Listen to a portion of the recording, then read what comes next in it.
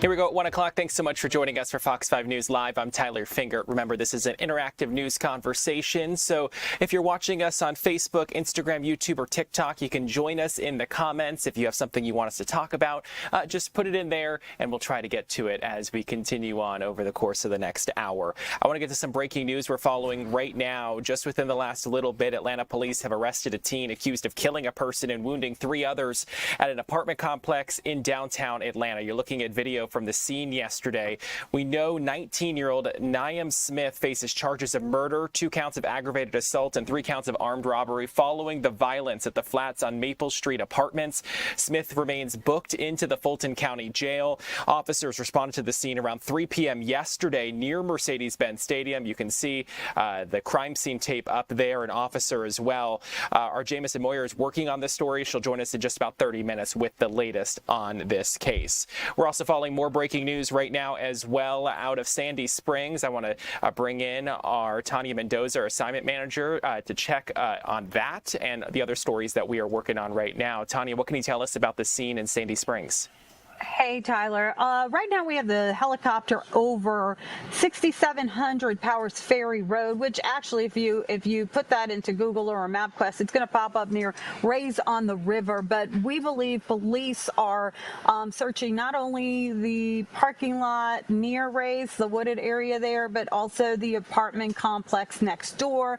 We don't have anything from Sandy Springs Police on this yet. We've reached out several times via email and phone, and they have not responded. They're busy out there working that scene. So once they respond and we get information, we will bring it to you ASAP, Tyler.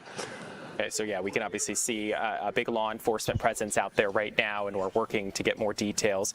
We'll keep everyone up to date during this show, during our 1 o'clock hour. Let's talk about a case that's happening down in Troup County. We just got some information about a child abuse investigation. This sounds pretty severe. Yes, we received a press release from the Troup County Sheriff's Office about a child abuse case. They say 27-year-old Jordan Bragg was arrested after an Atlanta Children's Hospital alerted authorities about an infant with severe bone fractures and internal injuries. Investigators determined the abuse happened at a Troup County home, and Bragg now faces charges including aggravated battery and first-degree cruelty to children. Tyler? Yeah, certainly a startling case for what Troup County released. We're going to stay on top of this one. I know our Angelique Proctor has been live a couple of times so far today on a barricade situation from overnight. What can you tell us about this situation in Southwest Atlanta? Yes, it was crazy. It was a 14-hour standoff, barricaded situation in the Pittsburgh community. It ended safely with no injuries after police used some sort of explosive device to flush out a man, a 53-year-old suspect, experiencing what they are saying some sort of crisis. The incident began when officers responded to a dispute and found a man that was wanted on ag assault charges barricaded in that home over in that home. And then now Angelique Proctor was able to speak to the landlord. Let's listen into that interview. We don't know how much it's going to cost us to fix these repairs. I mean, I am still very happy that Atlanta PD did what they did because, I mean, they've mitigated a very dangerous situation. Like I said, I mean, I don't think he's a bad guy, but being in the state that he was in, there's no telling what he could have done. So it could have been considerably worse.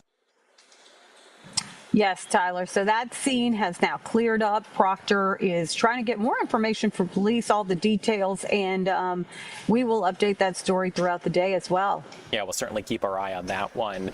Let's talk about, I think this is a positive story that Kevin Stewart is working on, and it has to do with the transplant games. What can you tell us about this story where a mother and daughter are going to be competing? Yeah, well, actually, I believe they just wrapped up. It's a coming mother who previously donated a kidney years ago to help her child suffering from kidney disease. She's just returned from the transplant games alongside her now adult daughter. Kevin Stewart interviewed the family today. He just shared these pictures with us, and he'll have their story. Tyler? Yeah, we'll look forward to that. That's obviously, oh yeah, look, the medals right there. Looked like they did well. Looking forward to that one. He'll be joining us a little bit later during the 2 and 3 o'clock hour here on Fox 5 News Live. Tanya Mendoza, thanks so much for an update on the stories we're working on today. And as we come back into the newsroom, I also want to mention this one that caught my eye today, and this has to do with Georgia flying flags at half staff. And this is all in honor of Army First Lieutenant Tyler James Feehan, a Georgia soldier who was killed in a July attack in Jordan. So the flags will be lowered on Friday. Governor Brian Kemp ordered the statewide tribute ahead of his funeral. Feehan, a 25-year-old from Bryan County near Savannah, will be laid to rest at the Georgia National Cemetery in Canton at the end of the week. Feehan was a devoted Atlanta Falcons and Atlanta Braves fan, loved Legos, and was engaged before he passed away, according to his obituary. He's survived by his grandmother and grandfathers, along with aunts, uncles, cousins, and extended family. 2 other U.S. service members were also killed in the attack in Jordan. President Trump recently honored Feehan and the other soldiers during a speech in Marietta. Another story we're following is certainly going viral online, and it's one that we talked about yesterday. Let's talk about this one. It was a lawsuit that has now been filed in Jonesboro and Clayton County specifically. So a Fulton County woman is suing multiple Kaiser Permanente entities and laboratory staff after a mislabeled tissue sample led to an unnecessary total hysterectomy, according to court documents. Cassandra Barksdale is her name, filed the personal injury lawsuit in Clayton County yesterday. The filing claims Barksdale sought treatment for uterine fibroids and bleeding at Kaiser Permanente Southwood Comprehensive Medical Center in Jonesboro in early 2025 before a March 2025 biopsy led to an incorrect diagnosis of aggressive cancer. Start researching it because when I researched it, it said that I have up to 5 years to live. I had to contact my kids to let them know that I have 5 years to live and I'm going to die because I have aggressive cancer. Administrators from Kaiser Permanente met with her, and they told her that the sample from the biopsy that was initially labeled as hers was actually the tissue of another patient. Ms. Barksdale never had high-grade endometrial uterine cancer. Her surgical treatment for cancer was unnecessary. And so Fox 5 has reached out to Kaiser Permanente and to other people involved for comment on the lawsuit. In a statement, Kaiser Permanente acknowledged the severity of the error, saying our most important responsibility is to safely, expertly, and compassionately care for the people who entrust us with their health. If we make a mistake, it can have profound effects. Ms. Barksdale should not have experienced this. We have highly trained staff and very thorough processes in place to prevent errors like this from taking place. After this occurred last year, we took immediate steps to ensure it could not happen again. We realized the impact of this incident and are working with Ms. Barksdale and her counsel to resolve this in the most fair and accountable way we can. A couple people are commenting right now on our TikTok channel saying, unbelievable.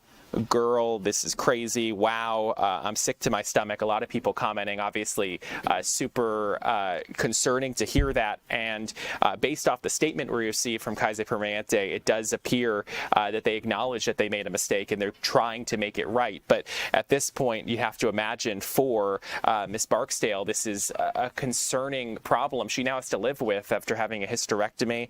I mean, this is, for a lot of people, clearly sounding off in the comments here on TikTok, a crazy story, and it's clear there's a reason why it is trending online. So we will keep following this one and give you updates. But again, that news conference was held yesterday. Certainly an interesting story. Let's see if we can take a live look outside now as we switch gears, as we look at the Midtown and downtown Atlanta skylines there. I'm told there's some rain we can see, and I can see it off in the distance. It looks like it's up near the Buckhead area or even further north than that. Let's bring in our weather expert, Fox 5 Storm Team Meteorologist Alex Forbes with a check of the forecast. Alex, good to see you. Yeah, you too, right over Buckhead right now, which is why you can't see Buckhead in that image, right? It's kind of stopped at Midtown and then you ran into the rain shaft and you can't see far beyond that. Let's get a look at what's going on with Fox 5 Live Viper across the metro area right now. It is continuing to become wetter and wetter. First, want to take you down in towards Paulding County. That's kind of the focus point of the activity right now. A decent amount of lightning strikes, about 48 within this cluster on either side of Dallas. And when I put the loop over the last hour on this, watch this. You see, there's a little motion to it, but not a lot of it. So that kind of raises that flash flooding risk. A good amount of lightning right now in and around the Douglasville area. All of this sliding in the general direction of Cobb County here in the next couple of minutes. Let's get down in towards Buckhead. This is what we were just seeing right along Peachtree and Lenox over towards Piedmont Road and closing in on Lenox Square Mall right now. So it is quite literally pouring on Peachtree Road at Publix, and it is not raining yet at Lenox Square. That's how isolated some of this is. Let's get on up in towards northern Georgia. Forsyth County, a lightning strike there near West Forsyth High School in the last couple of minutes. But watching this storm pulse up over Lumpkin County, about 7 lightning strikes just north of Highway 52 in the last 3 minutes. And then out near the Athens area, that's been another focal point for this kind of one storm, which has already dumped over an inch of rain right there just north of the Loop and Jefferson Road and Prince Avenue, just north of kind of where Kroger is there on Broad Street. So you're looking at, these showers and storms dumping some high rainfall totals in a handful of spots, and that's going to be the general case through the afternoon. Considering that it is now 1 p.m., I think it's kind of worthless to show you a model for the afternoon and just know that showers and storms are going to be out there across the metro area. So there's that one camera. Now that you've seen the radar, you can kind of see the rain shaft there kind of over the old AT&T building, and then continuing to the left of the screen, that's where you get the solid gray. Meanwhile, off to the right, where we are here at Fox 5, we are still dry with some peaks of blue sky. So here's your Fox 5 Storm Team 7-day forecast now as temperatures get into the 90s for Sunday and Monday. That's about where we should be for this time of year, but into the days to come, kind of the summertime stuff with a decent chance of rain each afternoon. Alex, thank you for the update. And we know we're certainly seeing some rain across our area. And for folks who are going to be heading home from school today in the places that have already gone back, it's going to be a little wet afternoon. So you definitely want to be aware of that. So we just want to mention that school is back in session for more Metro Atlanta districts. That includes Bartow, Douglas, and Georgia's largest school system, Gwinnett County. Students across Gwinnett are returning to class with new lunch options, updated rules on electronic devices, and harder security at the front door. All middle and high schools across the Gwinnett district are equipped with a $20 million high-tech weapons detection system that uses AI and sensors to scan students for weapons as they enter. District leaders say it is part of a multi-layered safety plan to keep campuses safe. The district has also expanded, opening a new middle school to help ease overcrowding. And district leaders say the additions and changes aim to improve both learning and overall student experience. The time now is 1:12 on this Wednesday afternoon. We still have a lot more ahead on Fox 5 News Live at 1. We're back in just 2 minutes.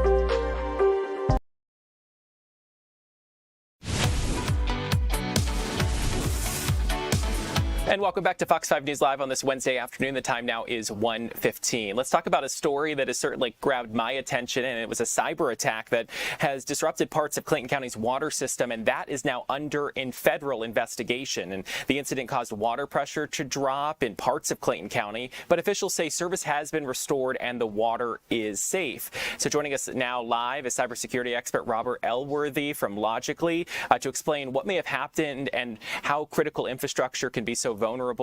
Robert, thanks so much for being here this afternoon.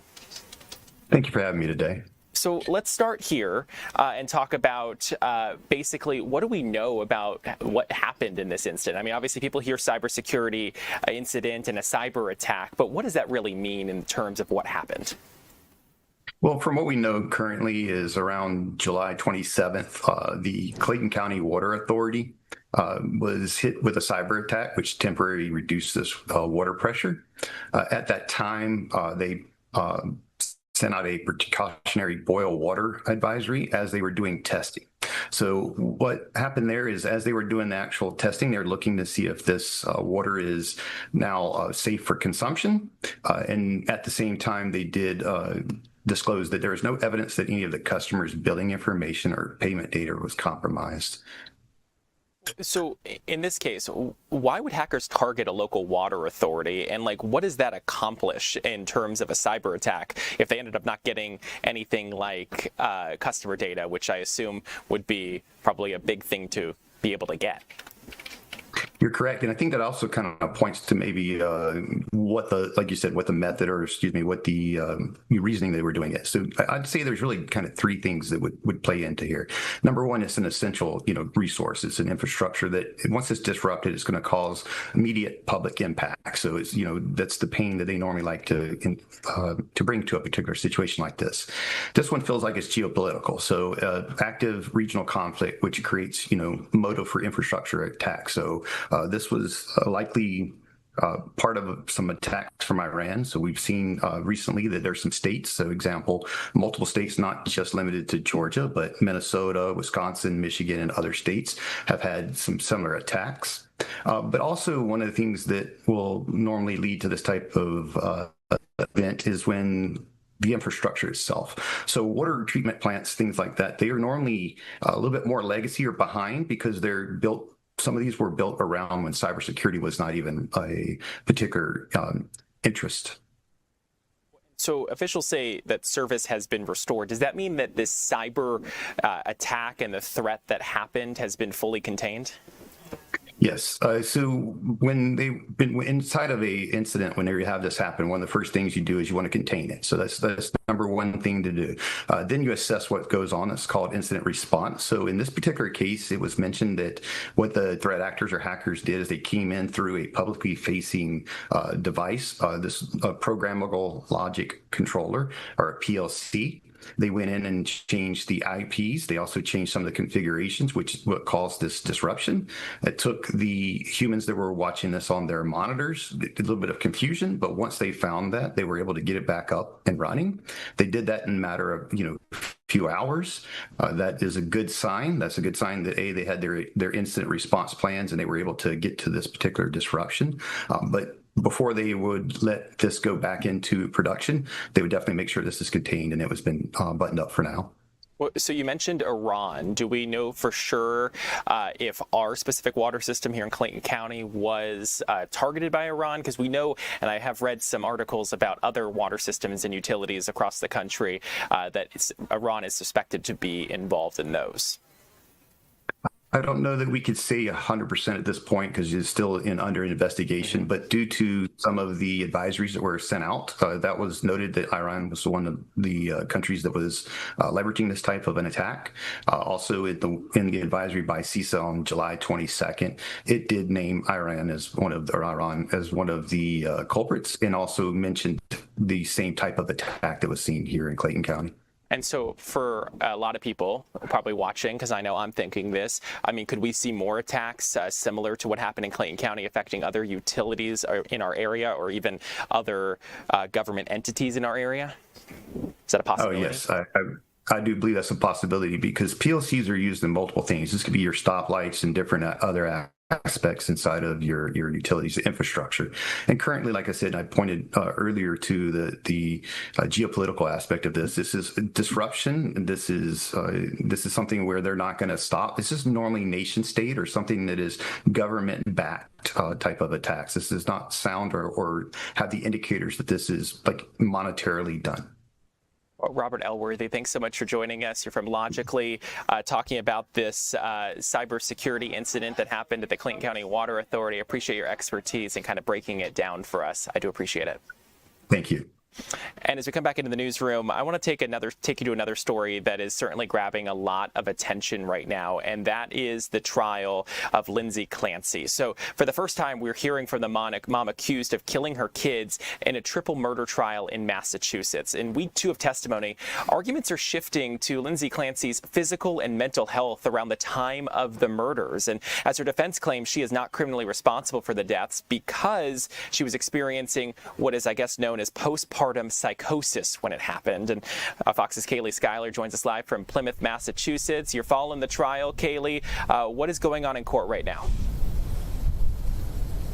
Hey, Tyler. So court has actually ended for the day. It is early, but that was planned by the judge yesterday because he said this afternoon there was business he needed to handle with both sides. Now, today in court, a lot of the testimony was focused around the prescriptions that Clancy was taking. Her defense says that she was over-medicated when she strangled her 3 children to death and then attempted suicide. And we heard from 2 experts today that said she had 4 to 5 benzos in her system, but they really didn't notice anything abnormal other than that, except for one antipsychotic that had a slightly elevated level in her system. You'd agree with me that that's a fairly large number of drugs and metabolites that are in that particular blood sample, right? I've seen more. I'm sure. But nevertheless, that's still a large number of drugs, though, right? Yeah, there's quite a few. Usually people take handfuls of pills when they're trying to harm themselves and take their own life, and this is not consistent with that. Clancy and her ex-husband Patrick have filed separate malpractice lawsuits claiming that doctors mismanaged her severe mental illness by prescribing an unstable mix of medications. And you mentioned, we heard from Clancy in court yesterday. She agreed not to dispute some of the facts in her case. The agreement involves toxicology testing on her children, and it means the jury can accept the information as fact without additional testimony about it. Clancy acknowledged she was giving up some of her rights in this deal, but it is going to speed up this trial that was initially expected to have more than 200 witnesses. Blood, fluids, the bands, DNA, all of that. Rather than have days of testimony, this stipulation will avoid that. If she's convicted of murder, she faces life in prison without parole. But if she's found not guilty by reason of insanity, she'll be admitted into a state mental health facility. Tyler? Yeah, certainly a wild case unfolding in Plymouth, Massachusetts. Kaylee Schuyler, thank you so much for an update on that and keeping us apprised of what's happening in court. Thanks again. Thank you. And as we come back into our newsroom, we still have a lot more ahead here on Fox 5 News Live at 1 o'clock. We're going to be talking about Perez Hilton. You may have heard about the wild story that happened in Miami yesterday on a live stream where police were called to his home. We're going to have the latest on that when we come back in just 2 minutes.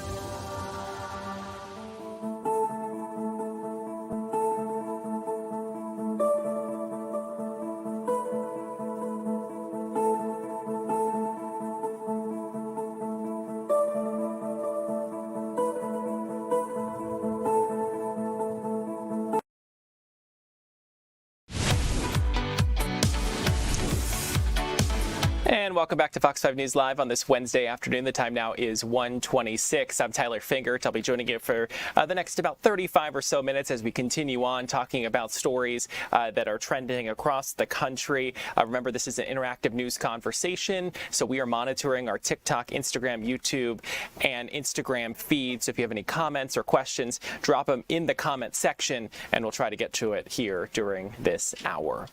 Let's talk about this story because this one is a big one that a lot of people are talking about from across America. The alleged mastermind behind the murder of rap icon Tupac Shakur heads to trial nearly 3 decades after his death. 62-year-old Dwayne Davis, who appeared in a Las Vegas courtroom yesterday, is set to go on trial on Monday. Prosecutors say Davis organized the 1996 drive-by shooting on the Las Vegas Strip that killed the famous rap artist. The investigation into Davis's role ramped up after his tell-all memoir revealed he had provided the weapon used to shoot Shakur. Davis, who was arrested back in 2023, has pleaded not guilty to murder charges. The trial is expected to last about 5 weeks. Another story that is trending right now, it's atop of the Google Trends as we speak. Police reportedly responded to Perez Hilton's Miami home last night after the media personality appeared to be harming himself online. In a statement, the Miami-Dade Sheriff's Office said it received multiple calls regarding an individual, quote, live streaming acts of self-harm on social media.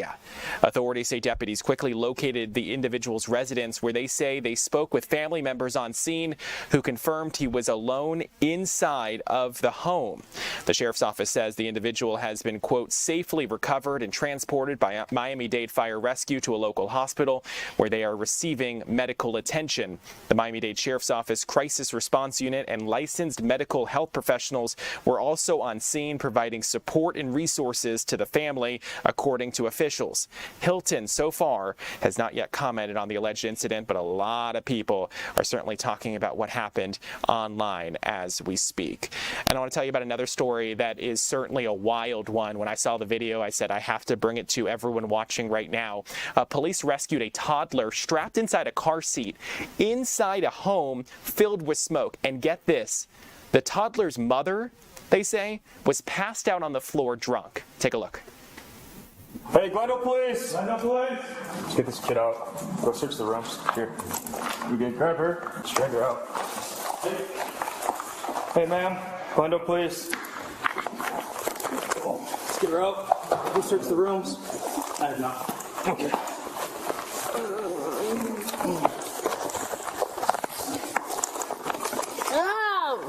Glendo, please, ma'am. Wake up. Stop lifting her legs, dude.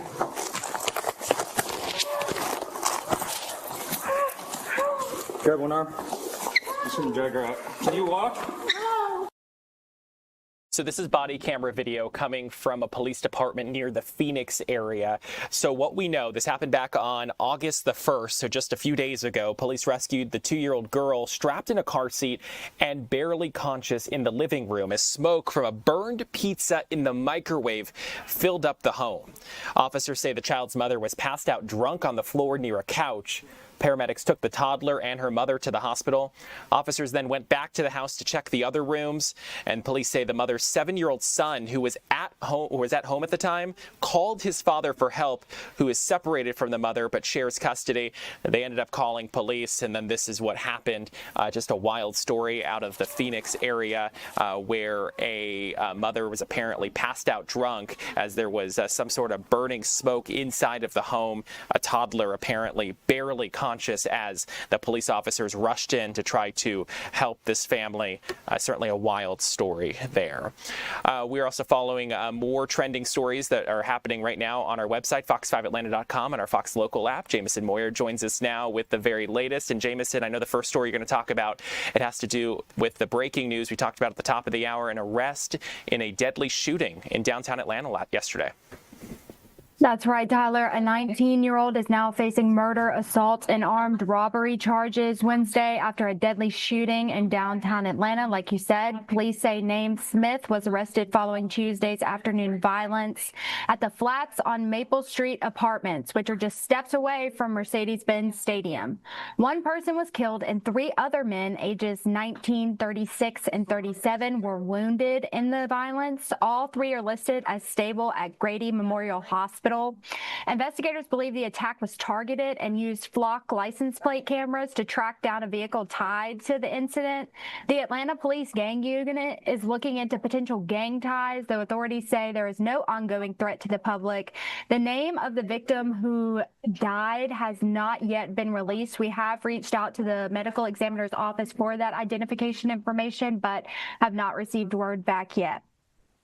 Yeah, police able to make that quick arrest less than 24 hours after that deadly shooting. We covered it for everyone as breaking news during Fox 5 News Live at 3 and then during the news at 4, 5, and 6. So certainly a quick response by Atlanta police to be able to make an arrest in this case. Another story that's trending right now, and this is one that piqued my interest. A lot of people are talking about this. So we know about Buc-ee's, and we talked about the lawsuit a couple months ago. Well, now Teddy's, who Buc-ee's is suing, is firing back. Yeah, so a legal battle between convenience store giant Buc-ee's and Teddy's, like you said, has gone national thanks to late night television. HBO's John Oliver recently poked fun at Buc-ee's for aggressive trademark lawsuits after the Texas chain sued North Georgia's Teddy's Market over its cartoon bear logo. Buc-ee's claims that the mascot is confusingly similar to its famous beaver. Now, Teddy's is swinging back in court, calling Buc-ee's a trademark bully and asking a judge to cancel several of Buc-ee's federal trademarks. Teddy's argues a local neighborhood market looks nothing like a sprawling highway mega stop with dozens of pumps. No word yet from Buc-ee's on the countersuit, but this trademark showdown is certainly far from over. Yeah, I certainly saw the John Oliver episode talking about this recently, and it was certainly interesting to be able to listen to as he was talking about this situation. We're looking at pictures. Our Joyce Lupiani filmed those or captured those pictures when she was inside the Teddy's Marketplace. And I've been inside Buc-ee's before, never been inside Teddy's, but like what I'm looking at right now doesn't really look like a Buc-ee's convenience store. Yeah, I know Joyce was saying too. I asked her, I was like, was it different? Because Joyce loves Buc-ee's, but also she stopped at the Teddy's Market, like you said, and she was saying it just looks like a regular gas station. It doesn't seem very similar when you're on the inside. I personally have not experienced Teddy's, but I have experienced Buc-ee's, and Buc-ee's is like a whole nother place compared to a gas station. It's basically a department store. I know when I've walked in there, I've been there with my parents, and I had my mom going and walking around buying a household decor inside there that literally is now inside of their house. Most convenience stores, and for the pictures we have right now, it doesn't look like there are that type of items available for purchase inside of the Teddy's there. So we'll have to see how all of this plays out in court. Going to certainly be interesting. Agreed.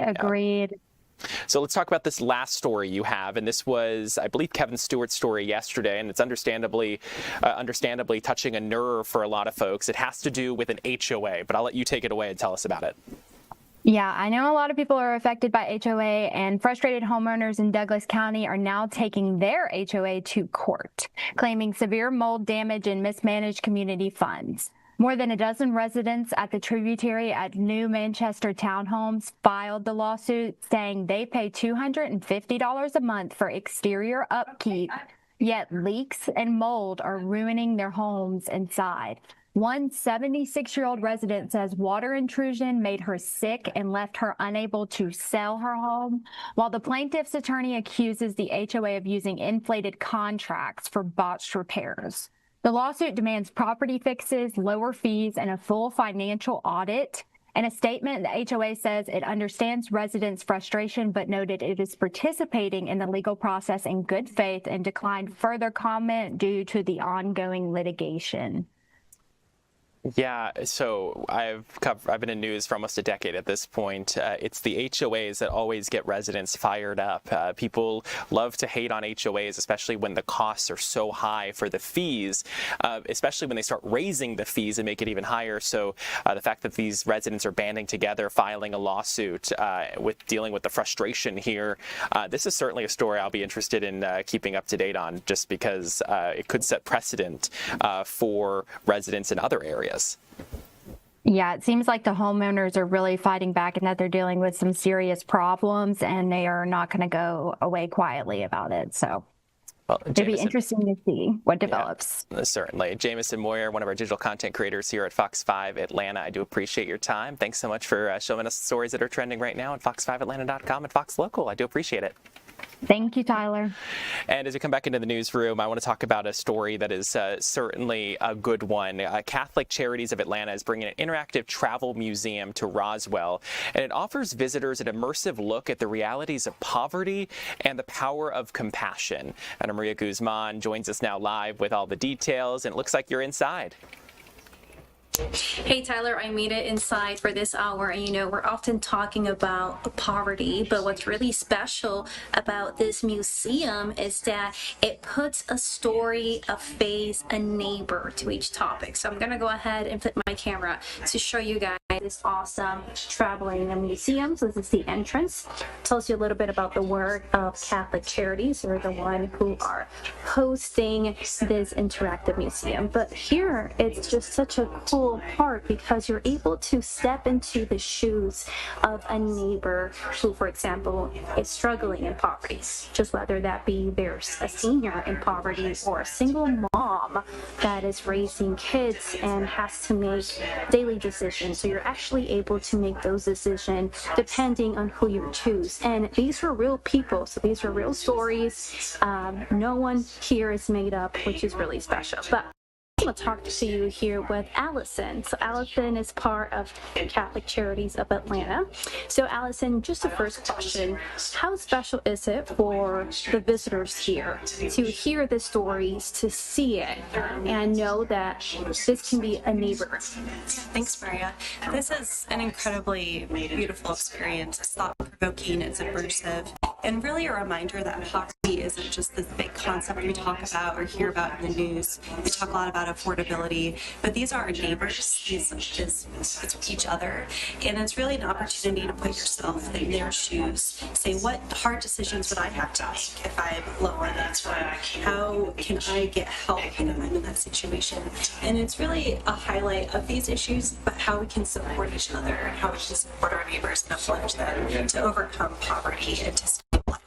Awesome. And you work with a lot of families here in Georgia. What's the big need you hear? I know that we were talking about the cost of living for many families. Yeah, you hit it. I think, one of the statistics on this data wall, that 29% of adults feel that they are financially worse off this year than they were last year. And that's something we see every day in our office. Families coming to us saying, how am I going to make my work can I get a new job to get more income for my family? How can I figure food resources for my children? And so we see this every day and get to come alongside our neighbors and help plan, help coordinate, help inform, find the resources they need, and hopefully help them break these cycles of poverty, help their children have a better start and a better education, and learn what community resources they have available to them. Yeah, I want to go ahead and show them this really cool part of the museum because, Tyler, so this museum travels, so you're able to select a state, so we're going to select Georgia, and then you're able to select a different category. So child poverty, how does it look like? So it gives you some data behind it, so it ties to your state. So we were talking about families and poverty, so let's go ahead and bring that back here. So these numbers, I know you talked about the 29%. Is this accurate to what you're hearing and to any big number that really stands out to you? Absolutely. Or you see the average credit card debt in the first quarter of 2025. A lot of folks come to us saying, I need tools, I need information. How do I manage my resources in a time where things feel more and more unaffordable? And so these are things we see every day here in Georgia, but across the country.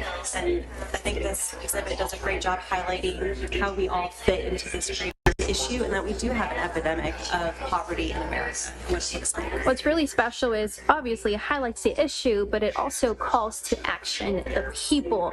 So how can people get involved? I know a big mission here is to inspire, after you hear the stories, to use that passion, education, to volunteer. So how can someone here volunteer with Catholic Charities Atlanta? Well, visit our website on catholiccharitiesatlanta.org. We have a lot of volunteer opportunities, a lot of other options of how to give and support the work that we do every day. But we have lots of community partners who come along and say, can I employ your clients? You're training clients for these high-performing jobs. Can I partner with you to provide those jobs? And we provide financial perhaps can we support your children in their education programs? And we have a lot of volunteers in our youth programs, in our educational programs, and we always look for more opportunities for our community to come together and engage and fight poverty together. Awesome. Thank you so much. So you guys were able to come out here until 5 p.m. and we're right outside West Trinity Catholic High School. Maria, thanks so much for a look inside at this certainly unique exhibit and super cool that they're offering something like this so people, as we can see, so people can be in their shoes and kind of go through certainly very unique. Maria, thanks so much for joining us. We'll check in with you over the next couple of hours here on Fox 5 News Live. As we come back into the newsroom, we are staying on top of some breaking news. We're going to get an update on a incident that happened in Sandy Springs. We told you about at the top of the hour. In just 2 minutes, we'll check in with our Tanya Mendoza.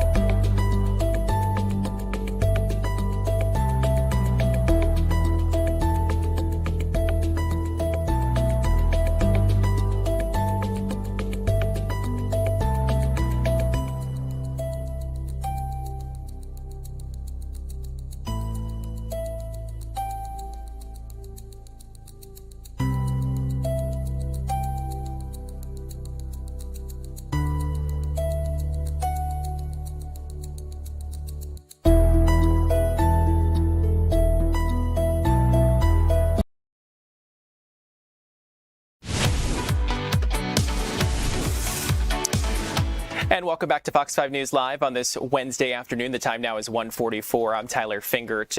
Remember, this is an interactive news conversation. We are live streaming on all of our social media platforms. We are actively monitoring the comments. So if you have a question or comment about anything we're talking about, just join us in the comment section. We are monitoring them right now. I want to get back to that breaking news we told you about at the top of the hour. So what we know at this point is at the top of the hour, we told you that there was a police activity scene right near Rays on the River in the Sandy Springs area, but we're learning new details. Our Tanya Mendoza joins us now live with the very latest. Tanya, what can you tell us? Hey, Tyler, that's right. We had the helicopter over the Rays on the River area there because we heard Sandy Springs police were working something there. And, you know, that is right on the Cobb, kind of Fulton border, Sandy Springs, Cobb. And so I went ahead and reached out to Cobb police as well, and they responded, and they said that they were working a vehicle pursuit at 4900 Riverview Road. After an extensive search by officers, a total of 5 suspects have been taken into custody. Everybody's in custody. It's not a danger to the public anymore. And they are saying one officer is reported to have sustained some sort of minor non-life-threatening injury during this incident. So we're on top of that. We have our photographer, James Zorn, on the scene, and he is trying to get a little more information, and we'll keep you updated. Thanks, Tyler. Well, so, Tanya, a quick question. Do we know where this exactly started or how long this police chase was? I'm not sure how long, but what I can tell you is that maybe about 30 to 40 minutes before before the helicopter got to that scene, we had gotten a call about police activity near Rays on the River, not exactly at that Riverview Road address. So there was activity in that area about 30 to 40 minutes prior to when we actually found that scene over at Rays on the River. But it all started around 4900 Riverview Road, according to the Cobb County Police Department. From Cobb County into the Sandy Springs area. Yeah. Tanya, thank you for the update on that. Glad we were able to bring everyone the very latest on this situation in Sandy Springs, where now 5 people have been taken into custody after that police chase. Tanya Mendoza, thanks for the update. Thank you. And as we come back into the newsroom, let's talk about this interesting story. So if you looked at the date today, if you love oysters, today is certainly the day for you, and that's because it's National Oyster Day. And an oyster bar right here in the city of Atlanta is celebrating the big day. Our Eli Jordan joins us now with what's going on. Hey, good afternoon, Tyler. Yeah, I'm at Blake's Oyster Bar at 510 Fairburn Road in Southwest Atlanta, where you can get some fine Creole dining. And today is National Oyster Day. Did you know that an oyster can change its sex throughout its life several times? That's pretty wild. Oysters are neat, and they can also filter all sorts of tons of water and stuff too. But they're also good raw, they're good fried, they're good char grilled. And with me right now is Andre Benton, who is the general manager of Blake's Creole Oyster Bar. And so you guys have been open since September of 2025. Yes, sir. And so this is your first National Oyster Day here. First National Oyster Day inside town. Yes, sir. How excited are you guys? I'm very excited. I'm very happy to bring this to the community. I'm very happy to be here. We were very happy to be here for the community. And I mean, you guys are packed. I mean, this is just the lunch crowd, and I'm impressed. It's really, really good. Yeah. We are always packed. It's always fun. I mean, people come out for the weekends, and especially on Mondays by happy hour. And so tell me, how many, you got enough oysters to withstand today? Right now, I have 3,000 oysters in the restaurant. These are our beautiful blue points right here from North Carolina. They are so delicious, and yes, I have enough for the last whole day. So tell me, what kind of oysters, how do you serve oysters? What are the different ways you got? So we have multiple ways. We have the raw, of course. If you're not a raw fan, I do have char grill. We cook them on the grill to the degree of 180 degrees. If you don't like the char grill, we do have fried oysters as well. And you got po' boys, right? I have oyster po' boy. So if you want to do that, we can do oyster po' boys for you as well. So if I'm having some raw oysters, let's say, what's a good accompaniment with that as far as drinks goes? A nice Chardonnay would be good with it. We have a beautiful oyster-based Chardonnay. They'll go real good with the raw oyster. Do you often find people kind of like timid about trying oysters for the first time? For the first time, but after they try it, they actually love it. Oysters are very delicious. So what is your favorite type of oyster to eat? Do you like the fried? Do you like char grilled? Tell me all about that. My personal favorite would be the fried, like the po' boy. I love the fried po' boys, but I do love the raw oysters that are aphrodisiac. I do love them. An aphrodisiac, I hear they contain lots of zinc. Yes. And that's what helps get that libido going. As you can see, all the ladies in here and the beautiful people in here, they love the raw oysters and they keep that. Hey, maybe we'll all get Randy in here before it's over with. That's it. And so, I mean, it's a perfect date appetizer, I guess. Yeah, date night, if you want to come in. If you want to come in on girls' night, it's very perfect for a good date night. And so, how would you advise somebody maybe eating a raw oyster? I mean, do you top it with hot sauce? So you top it with your hot sauce in Louisiana, of course. Then you're going to go ahead and come over to your horseradish. Put a little horseradish on it. Then you're going to use your marinette sauce. A little cocktail. Oh, yeah. It's dressed up nice. I tell you what. Do you mind if I try this out? You try it, yeah. All right, here we go. Here we go. All right, Tyler, I don't know if you're into raw oysters or not, but...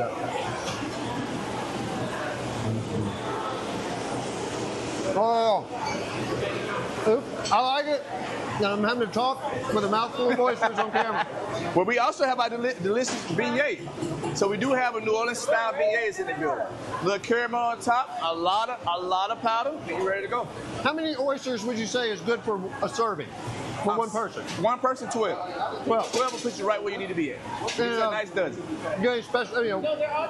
What flavor oysters you got going on today as far as the char grill goes? As far as the char grill, we have some Gulf Coast oysters in today, straight from Louisiana. They are char grill, and like I said, I do have my Dukes North Carolina oysters in as well. And how would you advise, if anybody wanted to buy some oysters, what should people look out for as far as freshness and things like that? So when you get an oyster, the smell is one thing and the look. So as you can see with the texture and the smell and the color, they are very fresh oysters. No grit in there, no dirt. And let you see how it moves in the shell. That's a very fresh oyster right there. Very fresh. And you guys shuck them yourselves? We shuck them daily, every day. How many do you think you might be shucking tonight? A day, we probably go through 1,500 a day. That's a lot. 1,500 oysters a day. That's impressive. That's impressive. So,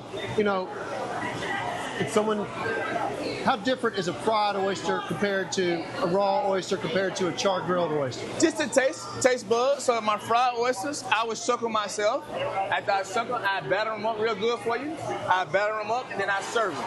Compared to a char-grilled oyster, I'm gonna put them on the grill, cook them to 180 degrees. I'm gonna put garlic butter over the top and some Parmesan cheese, garlic butter, yeah. and they're ready to go.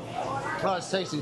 Well, Andre Benton, General Manager here at Blake's, thank you very much for the try. And also, too, this is a Creole restaurant. You can get your beignet afterwards to top it all off, but all day long, it is National Oyster Day. Tyler, come on out, get yourself some oysters, and enjoy some of this tasty goodness, these beautiful mollusks that they have here at Blake's Creole here on 510 Fairburn Road. Back to you. Something salty, then something sweet with the beignets. Eli, thanks so much for showing us around there on this National Oyster Day. I do appreciate it. And let's stay on the food topic here as we talk about a salmonella possible outbreak that involves jalapenos. So if jalapenos are part of your Chipotle order, the good news is you don't have to skip them. Chipotle says it has already replaced a shipment of peppers that may be connected to a multi-state salmonella outbreak. Every location that received the previous batch now has jalapenos from different growers. And Minnesota health officials have identified at least 110 cases so far. Several people who became sick reported eating at Chipotle between mid-June and mid-July, but Chipotle wasn't the only business that may have received the suspected peppers. The original jalapenos were distributed to several retailers across multiple states. Chipotle says it removed them out of an abundance of caution and is cooperating with the investigation. And I should mention that our Ella Talmadge made a comment yesterday. She's one of our producers here on Fox Local, and she mentioned we have to deal with the Cyclospora outbreak, and now we're having to deal with something like this at Chipotle. Probably certainly a lot of topic that we could be talking about with food safety, especially this time of year right now. Let's talk about this now. Climate experts are now saying 2026 has the potential to become the hottest year on record, beating out 2024. They're pointing out that the so-called Super El Nino, which is still brewing in the Pacific, that coupled with human-caused global warming could spike temperatures and affect weather around the world. But experts say the fires, heat, and other extremes we're seeing this summer are not related to the El Nino that's forming in the Pacific now, because the effects aren't expected to be felt for another few months. And experts say climate change is having the biggest effect. And finally, I want to tell you about some stories that are certainly trending online right now. And look at this. These are capybaras. And they're inside of a building, as you can see here. So let's talk about this. They are roaming the halls of Brazil's Legislative Assembly building.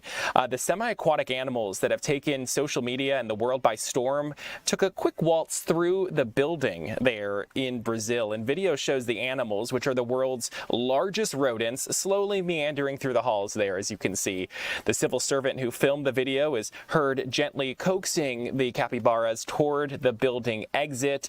Sightings of the highly social animals are common around that area in Brazil, and capybaras are native to South America. They reside in rivers, lakes, and wetlands and can weigh as much as 175 pounds. Just the fact that they made it inside of the building is kind of wild.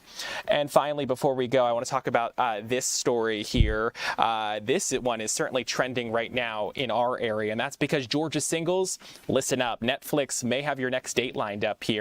Love is Blind is searching for people across the state who are ready to step into the pods and take a very public shot at romance.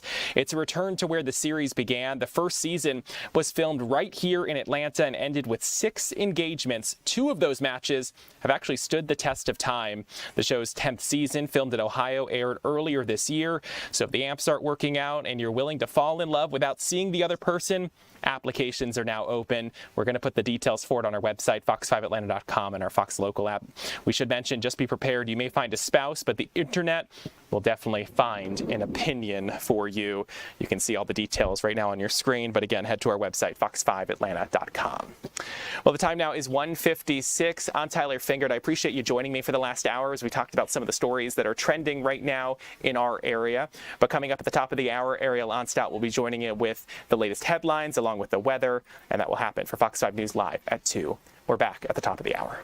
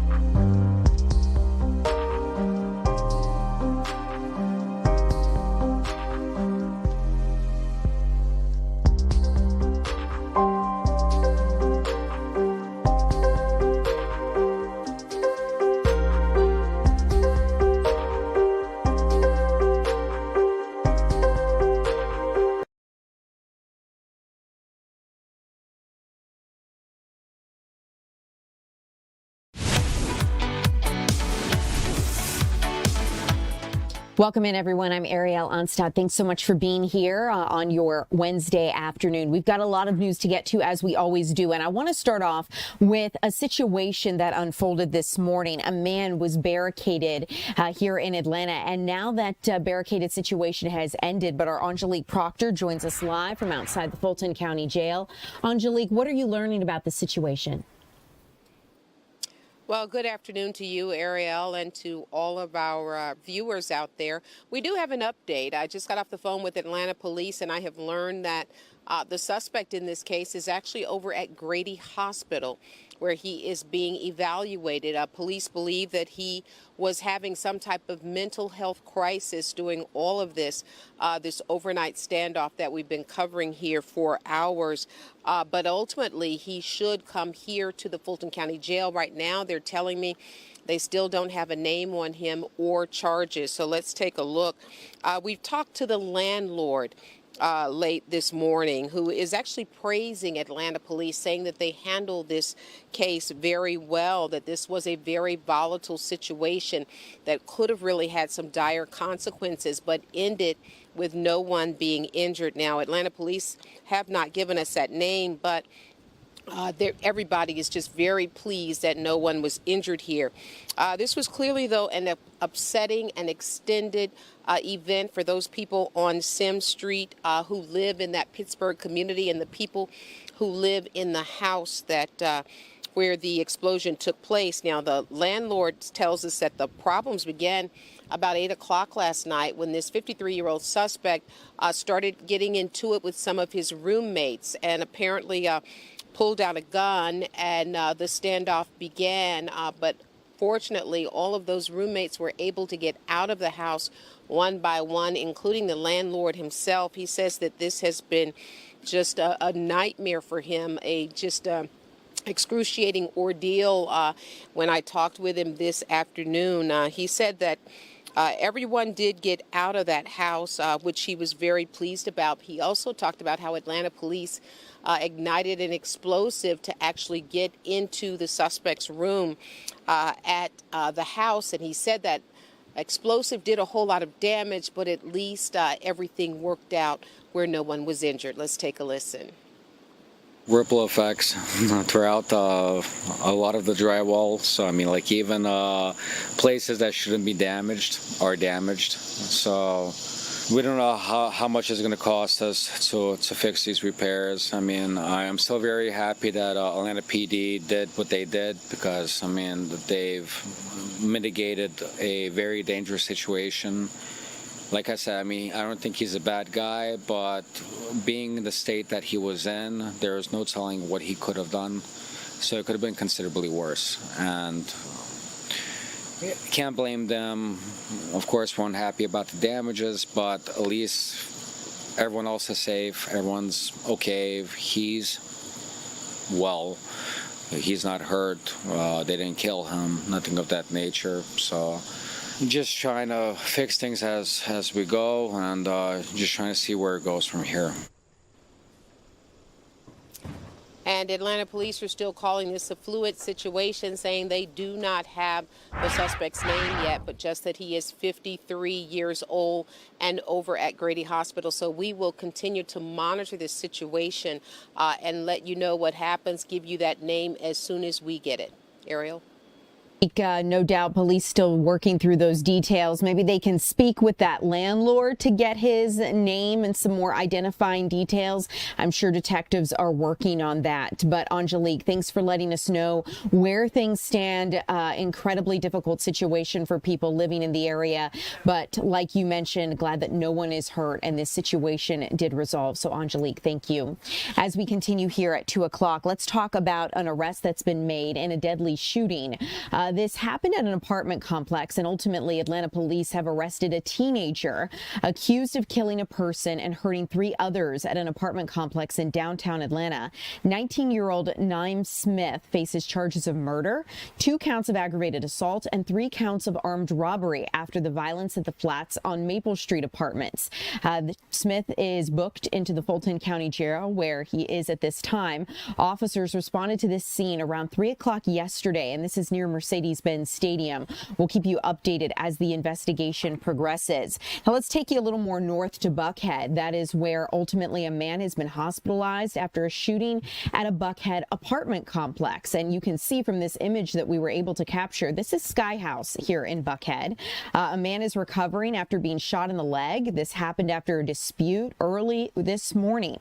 Atlanta police responded to a report of an aggravated assault in the 3300 block of Stratford Road around around 2:20 a.m. The address is Sky House Buckhead apartment complex, and when officers got there, they found a man suffering from a gunshot wound to his leg. Grady EMS rushed the man to the hospital. Witnesses told investigators that they believe he was fighting with an unknown person. Police have not released any identities or the description of the shooter. If you have any information, give police a call immediately. Well, this is a pretty wild story. Have you seen this video? If you were watching with us here at 2 o'clock yesterday, you likely did when Ray joined us, Ray Urena, to talk about this.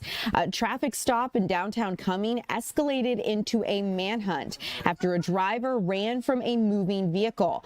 Forsyth County Sheriff's Office says they initially tried to pull over a car in downtown Cumming Square because the driver was holding a cell phone while driving. They said that they were going to talk to him about distracted driving, but then dash cam footage actually shows the black SUV making quick turns and cutting across traffic lanes before the driver bailed out of that SUV. The driver forgot to put the vehicle in park, forcing him to outrun the rolling SUV until a female passenger put it into park. That's according to the sheriff's office. The female passenger was detained on scene. Her identity was not released, but ultimately deputies were able to set up a perimeter, used canine units, drones, and assistance from outside agencies to try to find this man. Authorities say he took off into some nearby kudzu, as you can see from this body cam footage, where deputies were ultimately able to arrest him. They spotted the suspect talking to a semi-truck driver at an auto parts store 3.5 hours after that initial traffic stop, and that's where they say this man took off into the kudzu. They confirmed that he was wanted out of Walton County for a probation violation related to an aggravated assault with a weapons charge. He was also arrested on a weapons possession charge in Pickens County just days before this traffic stop. So this started off as a very small traffic stop for distracted driving and then escalated into something much more serious. So we'll continue to keep you updated as this situation moves forward.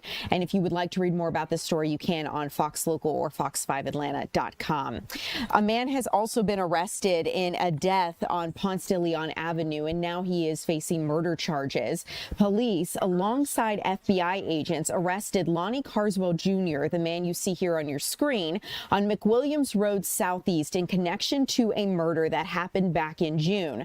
This unfolded outside of a Ponce de Leon restaurant, and authorities say that all fugitives related to this investigation are now in custody. Let's talk about it, because Carswell's facing charges of murder, aggravated assault, a probation violation, and additional offenses in Henry County.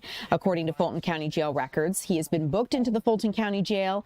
And ultimately, if you're curious about this backstory and this sounds unfamiliar to you, I want to let you know Atlanta police officers responded to a report of a person down in the 700 block of Ponce de Leon Avenue around 2:30 the morning of June 24th. When officers arrived, they found a man lying dead on the sidewalk.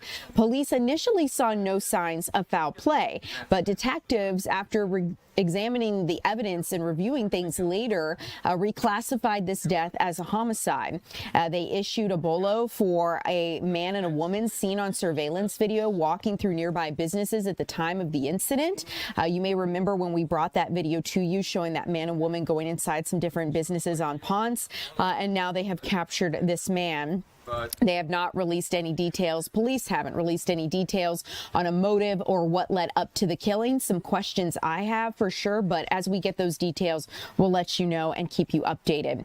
Let's take you out to Stone Mountain now, where violence erupted at a apartment complex. Our Eric Perry has been speaking with a woman who was shot, a victim in all of this. Eric, what can you share with us?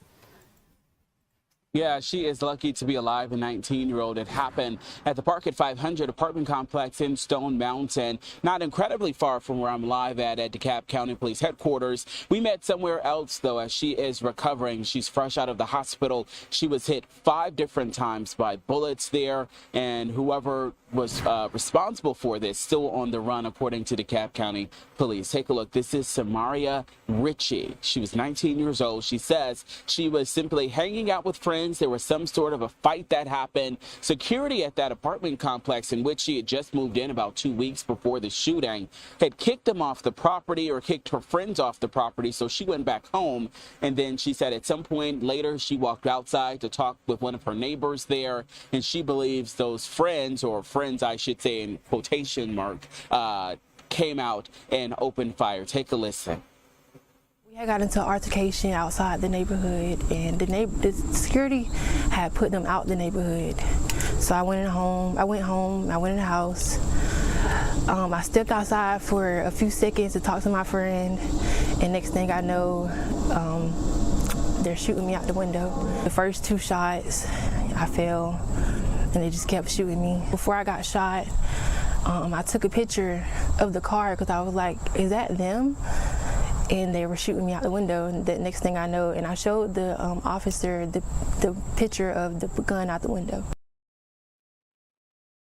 Yeah, so she was hit in the leg, the foot, the back, and the spine. Doctors say she is lucky that the doctors say that she was lucky that she's even able to walk. Earlier, I know she's getting around her home in a wheelchair, but she was able to use a walker to kind of come outside on her front porch there to talk with us and share the story. I told her, I talk with many families who have loved ones who did not survive this, so she knows that she is a miracle in sharing her story. She's hoping that whoever is responsible for it, which she believes she knows exactly who it is, that they are caught and they have justice. But, still a long road ahead. There are efforts coming together to help this family, help this young woman out. We'll put that on our website, fox5atlanta.com. Ariel?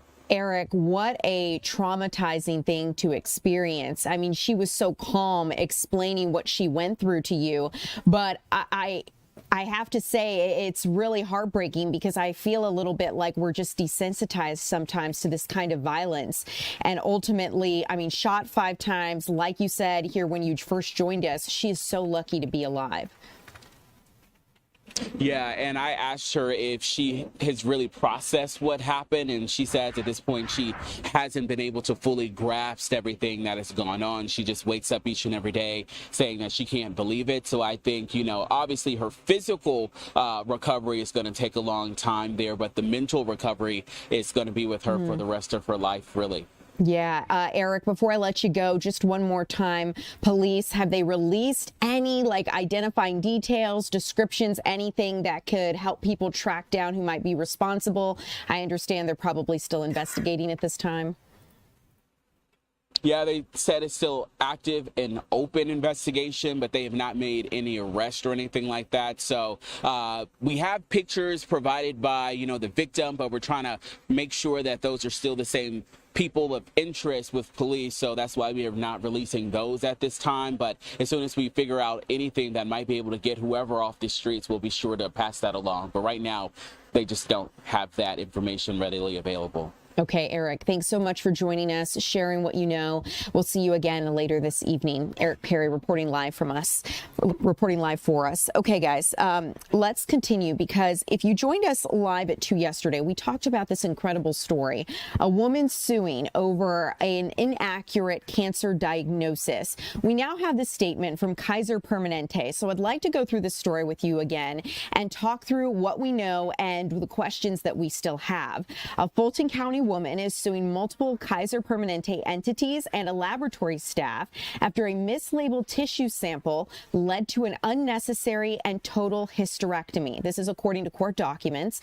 The woman is a 43-year-old. Her name is Cassandra Barksdale. You can see her here on your screen. She filed a personal injury lawsuit here in Clayton County, actually, against the Kaiser Foundation Health Plan of Georgia.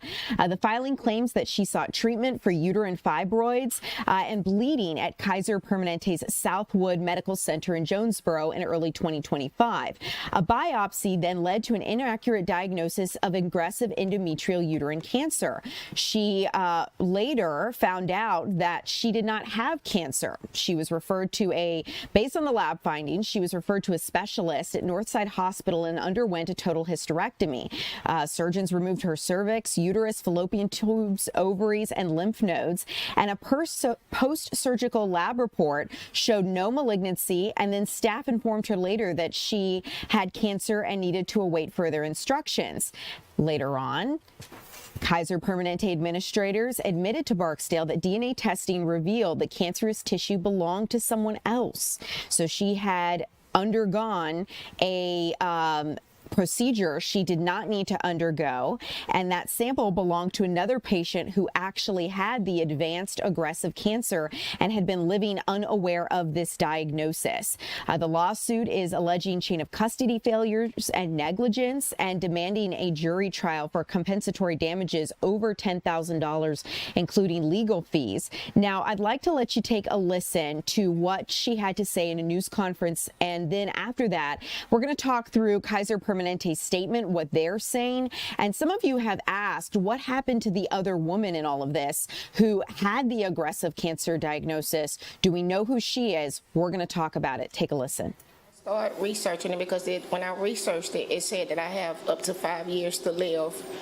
I had to contact my kids to let them know that I have 5 years to live and I'm going to die because I have aggressive cancer. Administrators from Kaiser Permanente met with her, and they told her that the sample from the biopsy that was initially labeled as hers was actually the tissue of another patient. Ms. Barksdale never had high-grade endometrial uterine cancer. Her surgical treatment for cancer was unnecessary. In a statement, Kaiser Permanente is acknowledging the severity of this error. They say, quote, "Our most important responsibility is to safety, expertly, and compassionately care for the people who entrust us with their health. If we can make a mistake, it can have profound effects. Ms. Barksdale should not have experienced this. We have highly trained staff and very thorough processes in place to prevent errors like this from taking place. After this occurred last year, we took immediate steps to ensure it did not happen again. We realized the impact of this incident and are working with Ms. Barksdale and her counsel to resolve this in the most fair and accountable way that we can." Now, for those of you asking about the other women involved in this, we may never know who she is because of HIPAA laws. At the same time, however, you would have to imagine at this point that if it has been found out that Ms. Barksdale does not have aggressive cancer, Kaiser Permanente is then seeing what needs to happen regarding that other biopsy sample and trying to find that other woman, because I know some of you have asked why this happened, and especially whether or not that other woman who does have cancer is getting the care that she needs. Let's talk about why you might get, if you are a Fulton County taxpayer, why you might get 2 tax bills this year. Ultimately, this stems from a delay in processing, but let's talk through it, because Fulton County officials have petitioned a judge Tuesday for a temporary tax order to keep the lights on and workers paid in Fulton County. One county commissioner says that an administrative delay in processing land packages is to blame for this error. That could mean that you get hit with 2 separate tax bills this year. Fulton County officials filed this request, basically asking for a temporary tax collection order to keep government functions running. They say that the long and short of it is the tax digest was just not ready in time. That's according to Commissioner from District 3, Dana Barrett. Without the official digest, the temporary order allows the county to bill property owners using last year's millage rates. But Barrett noted that once the numbers are finalized, homeowners could receive a refund or a secondary bill for remaining balances. Fulton County School Superintendent Mike Looney has expressed deep concern at a board meeting about the financial uncertainty facing the school district, considering that property taxes help fund Fulton County schools. Take a listen. 60% of this board's budget comes from local taxes, and we don't know what that number is. It's impossible to run a $1 billion organization without having 60% of your revenue solidified. When everything is finalized, if your bill changes either up or down, you could either get a refund once you pay your taxes, or you could get a secondary bill saying you owe an additional amount. We should not have this happen, and we do need to put, procedures in place to make sure it doesn't happen on any kind of a regular basis, and hopefully it doesn't ever happen again. 60% of the Fulton County Board's budget, Fulton County Schools Board's budget comes from local taxes. And you can hear from Dr. Looney that he's feeling frustrated because it's impossible to run a $1 billion school organization without having 60% of the revenue solidified from property taxpayers. So as far as what's next, we here at Fox 5 are working to figure out whether or not the Fulton County Superior Court judge has granted this temporary tax collection order. It was submitted yesterday, like I mentioned, and the judge has 10 days from Tuesday's filing to issue a decision on this request. If the judge approves the temporary collection order, county officials are hoping to mail property tax bills by August 15th. The order would allow tax revenue to continue flowing while officials finalize the official property digest ahead of that October 15th due date. I do want to let you know that flags here in Georgia are flying will be lowered to half staff today to honor a fallen soldier, the Army's First Lieutenant Tyler James Feehan. He is a Georgia soldier who was killed in an attack in Jordan back in July. Now, Governor Brian Kemp ordered a statewide tribute ahead of Feehan's funeral. He is a 25-year-old from Bryan County near Savannah. He's going to be laid to rest Friday at the Georgia National Cemetery in Canton. He's survived by his grandmothers and grandfathers and many loving uncles, aunts, cousins, extended family, friends, and fellow soldiers. 2 other U.S. service members were also killed in that July attack in Jordan. President Trump has recently honored Feehan and other soldiers during a speech when he visited a high school in Cobb County back in here recently. So we'll keep you updated as those funeral services progress. Let's continue here and talk a little bit about what we are learning regarding some military families, because we're ultimately understanding that family members of active U.S. duty service members have been detained by federal immigration authorities after the Trump administration has terminated protections for military families. This comes as the Trump administration is expanding its deportation efforts, and this is according to an Associated Press investigation. At least 55 spouses and parents of U.S. soldiers have been detained. Many have had to spend months in ICE custody while facing removal proceedings. Many family members have since been released from custody, but they continue to face deportation proceedings. Service members say they don't understand. Some service members are saying they don't understand how this could happen if they followed all of the right steps. For example, one, Wilmer Trujillo, a U.S. Army veteran, has said that he's been married to his wife for 5 years, and he said that they would go check in and make sure that things were good with the government and their processes. They have lawyers to check in on legal proceedings, and they said that it was always like this for the last 4 years, but now things are different. I'd like to let you take a listen to what he has to say. This time they decided to your wife is being deported. You don't even have to wait for her here. And I'm like, I'm confused. We got all this paperwork being done, and we're doing the right thing. We've been coming into your appointments and just trying to do the right thing. Why are you doing this? Why are you breaking this family apart and making us go through all this emotional roller coasters? We built a life here together, and they're ripping it apart. It's honestly a roller coaster of emotions throughout the day. I do tend to throw myself into work a lot, so that kind of has helped me cope and go through my days and trying to remember that I still have to be present for my family. But it is a hard situation. I wouldn't wish this on anybody. Can't explain why they're doing this, especially to service members, because we're all about loyalty. We're all about doing the right thing. This comes as the United States is expanding military operations in the Middle East, with former military officials warning that detaining spouses and parents of service members could undermine troop readiness and raise potential national security concerns. Something we'll continue to follow for you right here on Fox Local. In the meantime, you guys, I'm taking a look at our timing, and I'd like to bring you back here to talk about our weather forecast coming up with meteorologist Alex Forbes. We've hit the midweek. What can we look ahead to as we approach the weekend?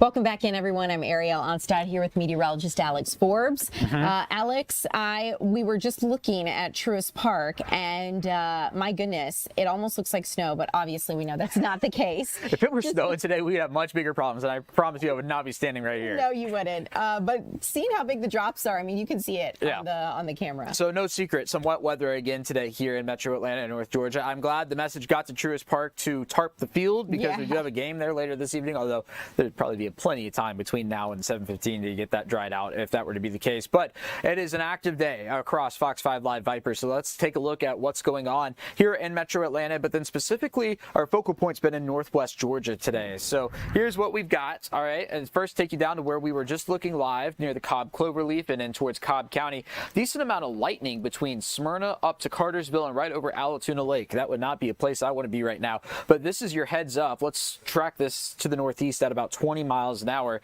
through Canton over towards Roswell and Milton. Let's do about 21. That'll work. So let's get some more cities on here. Let's do level 6. There we go. So Roswell, 21 minutes. Dunwoody, 23 minutes. Perimeter Mall, 22 minutes.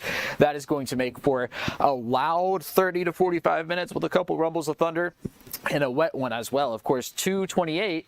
What comes to mind for me now is all the schools letting out there in Cobb County and into Fulton County. So that is going to be a long ride home here in the metro. Now, if we slide up, this is going to be up into the Rome area. Pretty good storm up there. That's going to be just south of the downtown, south of the Coosa River right now over towards Cave Spring. And then there's another one. Of course, this is a Fox 5 County in Heflin, Alabama. That's Cleburne County. That's just north of the city, but kind of where the mountains are here in Heflin County. So allowed a couple of minutes there. All right, this is kind of funny to me. Here's I-85 from Fairburn down through Noonan and Hogansville. The storms are kind of lined up right next to it, up on the west side of Noonan. A number of strikes out into South Fulton, and you hear us mention this all the time, Ariel, and this is a perfect example. It does not need to be raining for you to be struck by lightning. There are lightning strikes right now.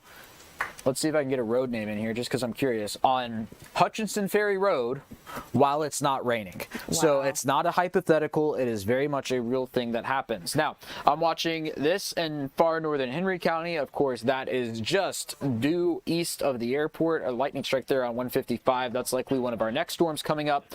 And then into the Athens area. Had a pretty good downpour there the last hour and a half, 2 hours. That's the remnants of it there. So, all of that to say, it is a relatively active afternoon on Fox 5 Live Viper, and when I let's do a 2-hour loop on this, you're going to see the general motion on these are to the northeast, but they're moving very slowly, like very slowly, right? 20 miles an hour, that's just a little faster than you can run. So through the afternoon, they're going to continue to be a nuisance. I'd say by and large, I think it's good that it's raining at Truist Park right now because that does drop the chance for later for the Braves and Marlins later on this evening, or as I unaffectionately refer to them as the Fish, and then we should be doing the same song and dance here in the days to come. So there's Truist Park one more time, and here's your Fox 5 Storm team. 7-day forecast coming up here within the hour is when all the new model data comes out, and we'll have an updated forecast. I mean, this still looks pretty good to me, but we'll have another update to this here in the 3 o'clock hour. Okay, good to know, Alex. So basically, the headline for today is these scattered afternoon thunderstorms and showers. Beware of lightning, especially more in the north and kind of like west of our quadrant. For the moment, that's where it's focused right now, but it's going to shift around the area. And then the flash flooding threat, right? Like yesterday, we had a couple of flash flood warnings. That is still very much a possibility today. I'd say, generally speaking, there is a little more motion to these storms than there were yesterday, but still, I mean, 2.5 inches of rain in an hour is 2.5 inches of rain in the hour. Yeah. And in a city, that's gonna be evident. Very quick. Amen. Well, Alex, thank you. Appreciate it. Guys, as we continue here, let's talk about a SpaceX rocket that has crashed into the moon. If that sounds crazy, well, it kind of is, but ultimately that's what scientists were predicting would happen. They say that SpaceX rocket had drifted off course for the past year, and now they believe it has slammed into the moon. The rocket launched a pair of lunar landers, and scientists predicted it would ultimately run into the moon. It was a 5,400 mile per hour collision, and it was not immediately confirmed until several hours after. Tracking experts say it was inevitable that this leftover rocket segment would plow into the moon, and this comes as many are concerned about lunar litter. You know, we're already concerned about trash and debris filling up planet Earth, right? Now I guess we're concerned about things like this on the moon's surface. The United States and China are racing to put astronauts once again on the moon, and with that there are concerns about whether or not litter like this could affect solar systems like ours. So take a listen to what one astrophysicist is sharing. There's no doubt in my mind that much loved January 2025 Falcon 9 upper stage that we've been tracking all these months is now in teeny little pieces scattered over the surface of the moon near Einstein crater. So the Falcon 9 rocket had done its job within a few hours of launch. Back in January 2025, batteries ran out. It's been a dead hunk of 4 tons of metal ever since, just orbiting under gravity. I would imagine that the U.S. Lunar Reconnaissance Orbiter, which is a huge spy camera in low orbit around the moon, will eventually spot a mark on the moon where the rocket hit. And so if you want visual confirmation that it really did hit, then yes, we'll have to wait for something like the Lunar Reconnaissance Orbiter to send us pictures. But, you know, as a physicist, I know that what goes up must come down. and the fact that we saw it heading at thousands of miles an hour toward the moon yesterday, I don't think there was any way it can dodge, right? So we're very confident that it did in fact hit and splat onto the moon near Einstein crater. SpaceX said this week it's working with NASA to avoid future incidents like this, emphasizing that this one was unintended and was the result of solar activity combined with gravity. Some of you here in TikTok chiming in on some of the stories, saying, thank God you're going live on here. Yes, we are always live on TikTok, so you guys can put your comments in the chat, chime in if you want us to talk about anything, some stories, you got something going on in your neighborhood, you can drop it there. We'll work to get the answers to your questions. And of course, if there's a story that you want to see covered or you have a question on something we've already covered, feel free to bring it up and I'll work to get that in for you guys. Richard's saying the moon should sue for littering. You know, listen, at this point, I would not be surprised if that eventually becomes a reality as we see the moon's surface more and more. So I guess the question is going to be, who will advocate for the moon? Let's bring you here closer to the planet Earth and talk a little bit about what's happening on the Earth's surface now. We understand that President Trump believes a deal to reopen the Strait of Hormuz could come as soon as today. Ultimately, it sounds like Iran and Oman have inched toward an agreement that could put pressure on easing the global economy and helping bring an end to the war. The United States, as you remember, along with Israel, launched the war back in February, citing various goals, including toppling Tehran's government and ending its nuclear program. But the conflict has devolved into a fight over the Strait of Hormuz as Iran makes threats and attacks shipping ground traffic through the waterway. Closure of the strait, through which a fifth of the world's oil and natural gas once passed, has driven up the price of fuel and basic goods far beyond just that region. We're all paying more for gas, airfare, and even some basic necessities. The President Trump, also putting pressure on mediators to try to bring an end to this, because this has been mounting here at home, this unpopularity here at home, and it could have an effect on the midterm congressional elections. So ultimately, President Trump was asked by reporters traveling with him about a report that an announcement on the strait could be made today. He says it could happen today or tomorrow. He says a lot of progress has been made. Regional officials tell the Associated Press that negotiators have finalized a draft of the deal. Iran and Oman have finalized that, and it would reopen the Strait of Hormuz and is awaiting final approval from Iran's supreme leader. Ultimately, this is a bit of deja vu. We have heard that a deal has been struck before, that we've been close to a deal. Whether or not this materializes, you know, you're going to hear it right here on Fox Local as soon as we know. Let's talk about what's unfolding in Ukraine, because Ukraine is now making a request for more air defenses after after being slammed by Russia and another strike. The country says allies have supplied just a third of its missile interceptors compared to 2025. And now they've been experiencing a deadly wave of Russian missile and drone strikes hitting Kyiv overnight and killing more than a dozen people and hurting many more. Because of a shortage of interceptors, Ukraine's Air Force was unable to shoot any of the missiles down. In a statement, Ukraine's president is once again asking allies to bolster the country's air defenses. During a visit to the White House last month, Volodymyr Zelensky said Ukraine was seeking the delivery of another 300 Patriot interceptor missiles before next winter. President Trump declined and walked back on an earlier commitment to provide Kyiv with a license to produce its own. You may remember he had said that Kyiv was going to get a license from Lockheed Martin to do that. Well, now it seems the president has walked that back. Both sides, Ukraine and Russia, have ramped up strikes on one another. This week, Kyiv released videos of Russian drone hunting down a Ukrainian street vendor before exploding. Despite the increased attacks, the Trump administration says there will be efforts over the next few weeks to try to restart peace talks. Ukraine launched its own strikes overnight, targeting another warehouse belonging to Russia's largest online retailer. We'll continue to keep you updated as this progresses. In the meantime, we're going to bring you back closer to home here to Georgia, where we're going to go out to the Carter Center.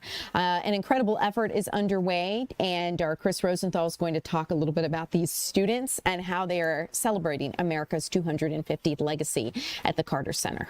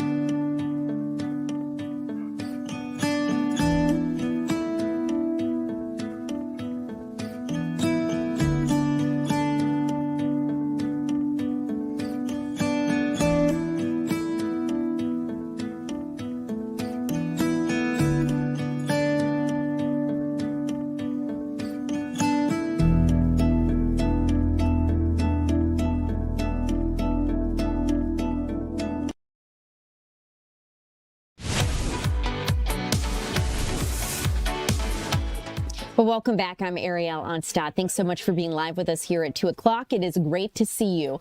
Let's talk about a summer of once-in-a-lifetime trips for students. They are underway through America's Field Trip, and this is America 250's National Student Competition.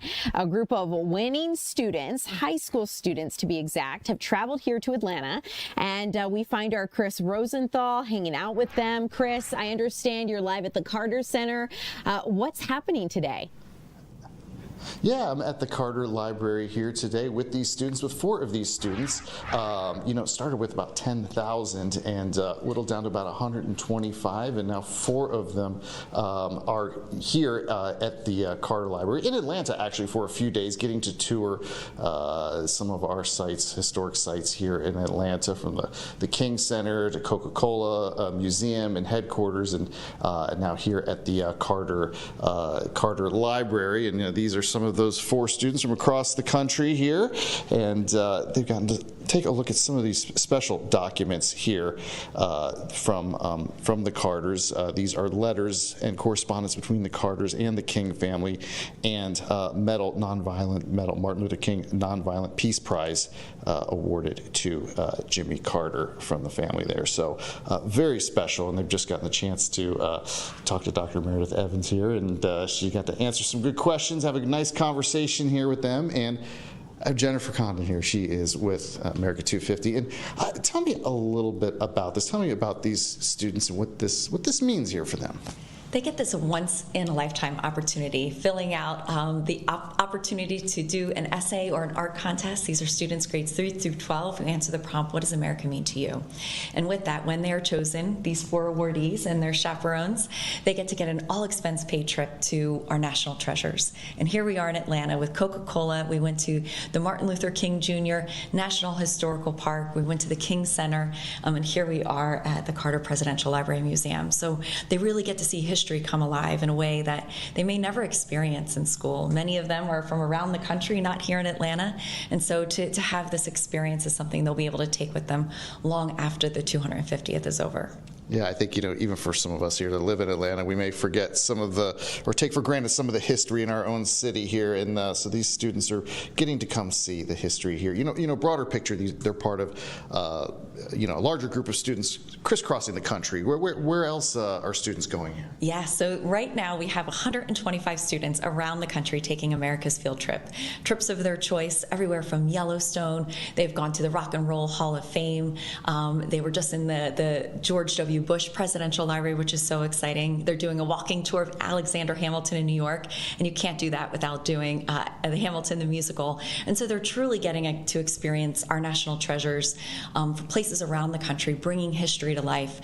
The semi-quincentennial was obviously about celebrating and commemorating the 250th anniversary of the signing of the Declaration of Independence, but we are so much more focused on the next 250 years, and these students are an incredible way of showcasing that we have a lot to believe in this country. Absolutely. Well, we're running out of time here for this hit, but I'll be hanging out with these students here a little bit longer. They're going to get a tour here of the library here, the Carter Library, and even exclusive access to the private offices as well. So something really special for these students, and I'll tell you, they're very inquisitive, and watching them looking over these documents, a lot of great questions here.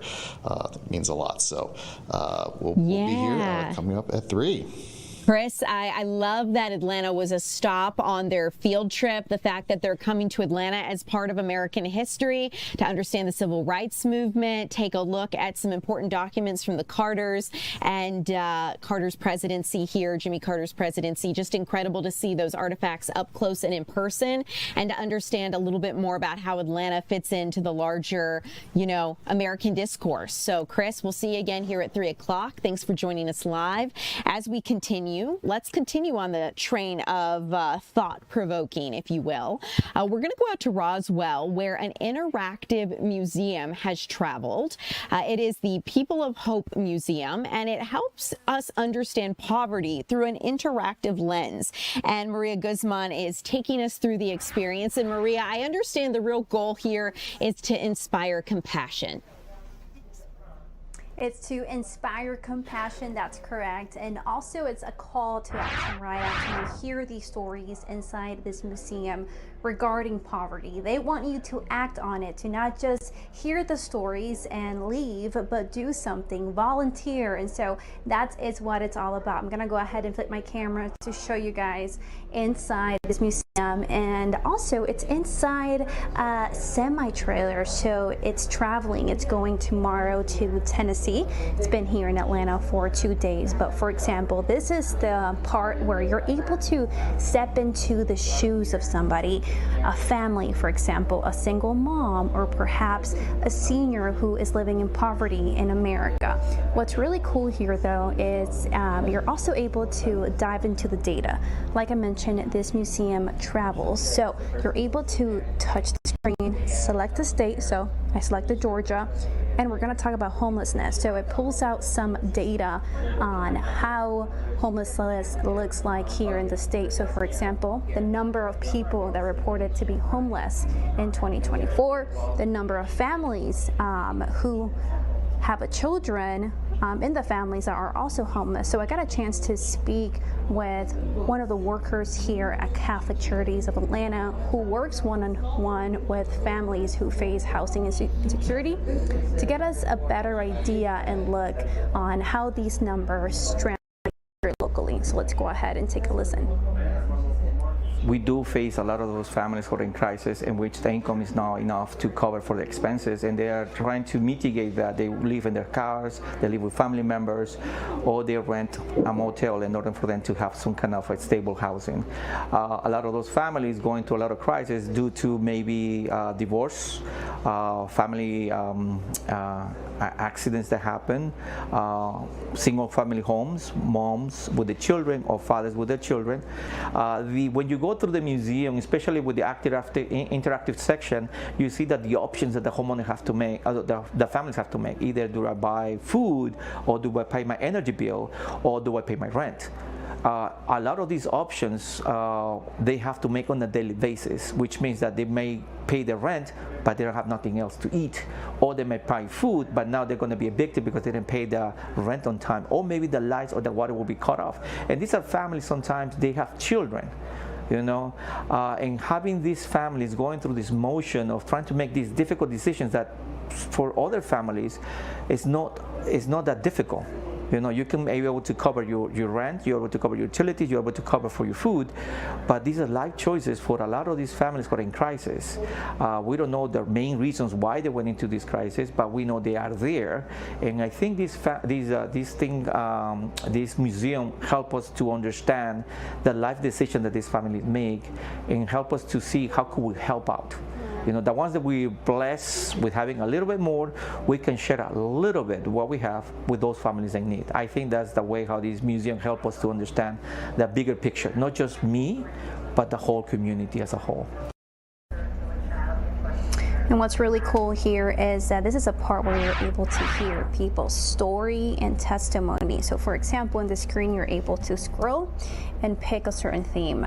You know, if that's someone that has gone through addiction, or families in need, children, homelessness. So there's a range of themes that you're able to hear, and then you'll just hear them talk and share their testimony. So very powerful. Like I said, we often talk about that data point.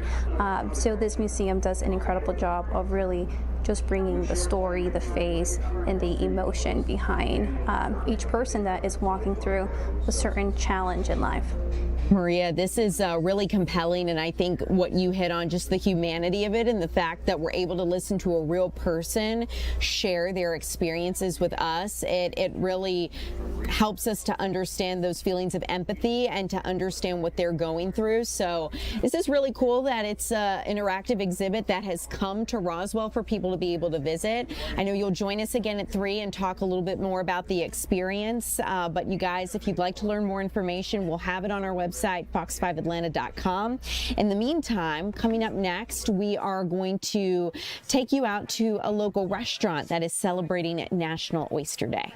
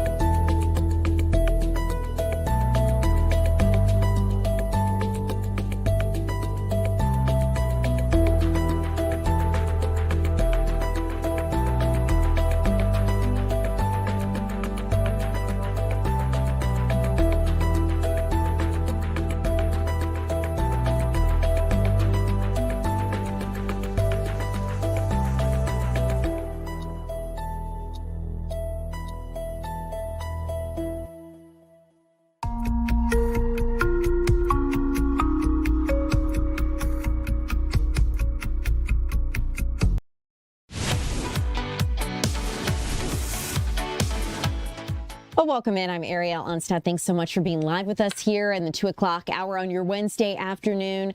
As always, if you've got questions, drop them in our chat, TikTok or YouTube, and I'll work to get those answered. If you like to make the world your oyster, you're in luck, because today is National Oyster Day. I'm going to put up the cheesiest lower third there on the bottom of your screen. There you go. Let's keep it light as we close out the 2 o'clock hour. Eli Jordan joining us live, celebrating National Oyster Day. Eli, looks like you're enjoying yourself. I am, Ariel. Good afternoon. And yeah, I am at Blake's Oyster Bar. I'm over here in Southwest Atlanta, 510 Fairburn Road, where you can get fine Creole dining. And this place is packed. I mean, it's a popular place, and they're celebrating their very first National Oyster Day. They've been around since September of 2025. So this is their very first one, and they're doing it right. And right now, I am with a regional general manager, yes, sir, Deontay Dillard. How you doing, Deontay? I'm doing good. How you doing today? I'm doing all right. And you guys, you guys are blowing it out today with the oysters, aren't you? Yes, sir. Yes, sir. We have a few options here for you. So we'll kind of take you through our spread. This is the city of Atlanta, so we do have our hot lemon pepper oysters right here. No wings in there. No wings. No wings. Bones. It No is a chicken six. bones or wings. No wings. It's a 6-piece, but it's all oysters right there. Gotcha. Now coming over here, that side, we do have our crawfish. The same setup, just got a little crawfish on there, a little New Orleans style. Oh yeah, and it was yes, good. Sir. I had a little. I saw you snacking on that one. Now, if you like a little spice, we got over here. We got our bacon and our jalapenos on there as well. That's the next one. And so, tell me, how popular are the oysters here at Blake's Oyster Bar? Oysters are extremely popular here. They're definitely our biggest seller. Now, we have Oyster Monday every Monday. We can come in and get $1.75 oysters. But today's special, it's National Oyster Day, so we are doing some exclusive toppings. Yeah, you guys are pulling out all the stops out here with all this stuff. So, what is your favorite? You like the char grilled? You like the fried? You like the raw? What's your? It depends what mood I'm in. I think sometimes you want the raw, but our favorite here is the char grilled for sure. Yeah, well, the raws are really good. Yeah. I mean, they're fresh and they're bright. I've enjoyed it. I've had several of the raws. There you go. Yeah, I saw you snacking today. Oh yeah, it's good. And so when you're ordering oysters, what are some good accompaniments? As far as drinks goes, would you suggest? Drinks go. So I got some options for you, right? So this is our chili kiss. So this is a spicy margarita. It has jalapenos, mango as well, a little lime. And then right here on your right, we do have our French 75. That's champagne, gin, a little lemon as well. A little bit of mimosa style. Yeah, and if I were you and I was going with the hot lemon pepper, I'd probably wash it down with that French 75. Oh yeah, hot lemon pepper. Those are these right here. Yeah. And how late are you guys open? And do you think you got enough oysters to serve? We're closing at 10 today, and we definitely have enough oysters for everybody to get probably about 48 a piece. And should people look you guys up, get your phone number, and make reservations? Do you prefer you reservations? You can make reservations on Open Table, or after 5 today, we're going to turn it into a party, so you're willing to just walk in and kind of hang out with us. National Oyster Day party. Yeah, you got a party, right? You got to end it with a party. So what do you think you sell more of, raw or cooked? Definitely char grilled. Char grilled? Yeah, definitely char grilled. Most popular? For sure. And also, too, I mean, if you come in here and you get oysters, Monica Tooks is making some free, you get a free... Yeah, you get a personalized oyster shell. Yeah, something to take home with you. Yeah, remember the National Oyster Day, the first one here at Blake's. There we go. And so, tell me, how popular is the fine dining Creole here in Southwest Atlanta? Very popular, very popular. We get a lot of people, natives from Louisiana, coming to join us, and they're really excited that something like this is in the neighborhood, something they can kind of gravitate. Have you had your fill of oysters yet? I had a few. I'll probably get mine later on today. Yeah, I mean, these look fantastic, and it's just too much to eat all on the air. Yeah. And Ariel, you should come out here to Blake's Oyster Bar. For sure. 510 Fairburn Road in Southwest Atlanta. They do it right, and they also have some nice drinks, and you can get yourself a little personalized oyster shell for free if you come out here and have some oysters. And, it's National Oyster Day, and you know that we had from 1865 to 1959, there was an oyster war in Chesapeake Bay. Wow. I did not know that. And, learning a little oyster history. Between Maryland and Virginia, and they were called oyster pirates. But if you were there in the middle of Chesapeake Bay and you weren't supposed to be, you're an oyster pirate. That went on for a century. That's unbelievable. But here we are today, National Oyster Day here at Blake's. Come on out here and enjoy it. Back to you. Eli, thanks for the update. I have a full confession. I don't like oysters, so you enjoy them for me. Well, and more for us. More for you. Amen. You guys, thanks so much for being live with us here at 2 o'clock. Eli Jordan, thank you. Always a pleasure, you guys. Tom Haynes is going to be on his way here for 3 o'clock with more news and weather. I'm Ariel Onstad. More to come.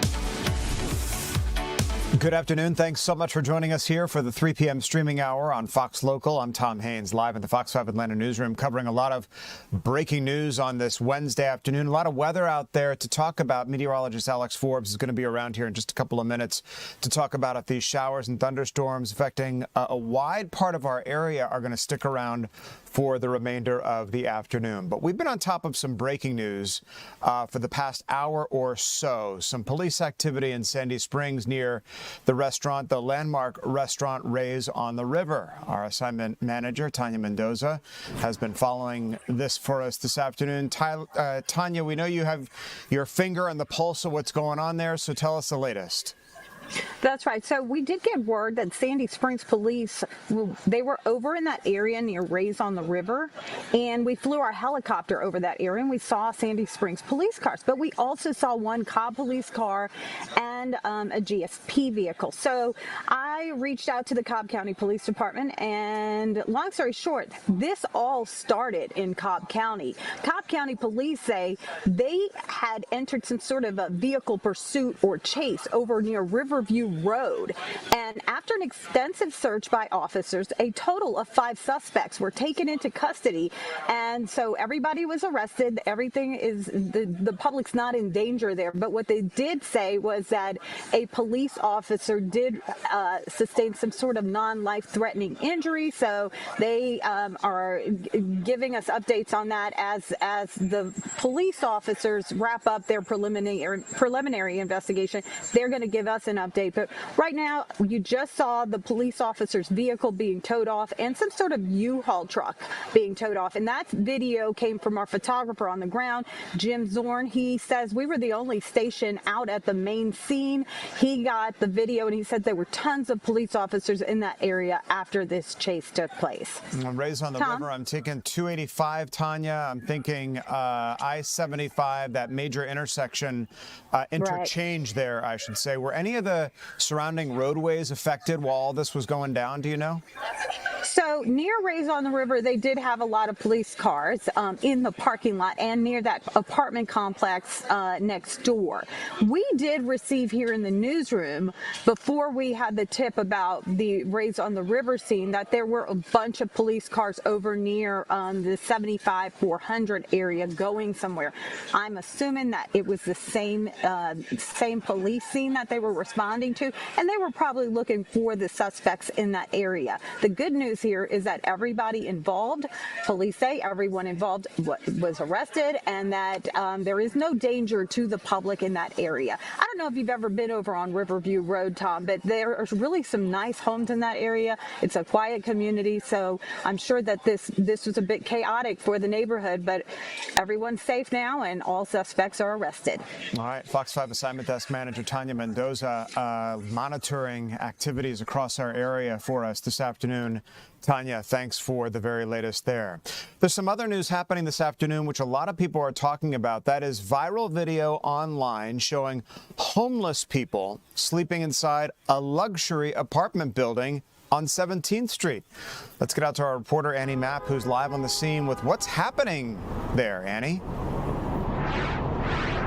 Hi, Tom. Good afternoon. We're talking about the 17th Street Lofts apartments that are located here at Atlantic Station. I mean, this video being shared online has now received thousands and thousands of shares and hundreds of comments from people who are just shocked to see what you see pictured here on your screen, which is homeless people who are allegedly living inside of the building. Residents say this is something that has been going on for months. They say not only are they dealing with homeless people living inside the community, but they're also dealing with break-ins.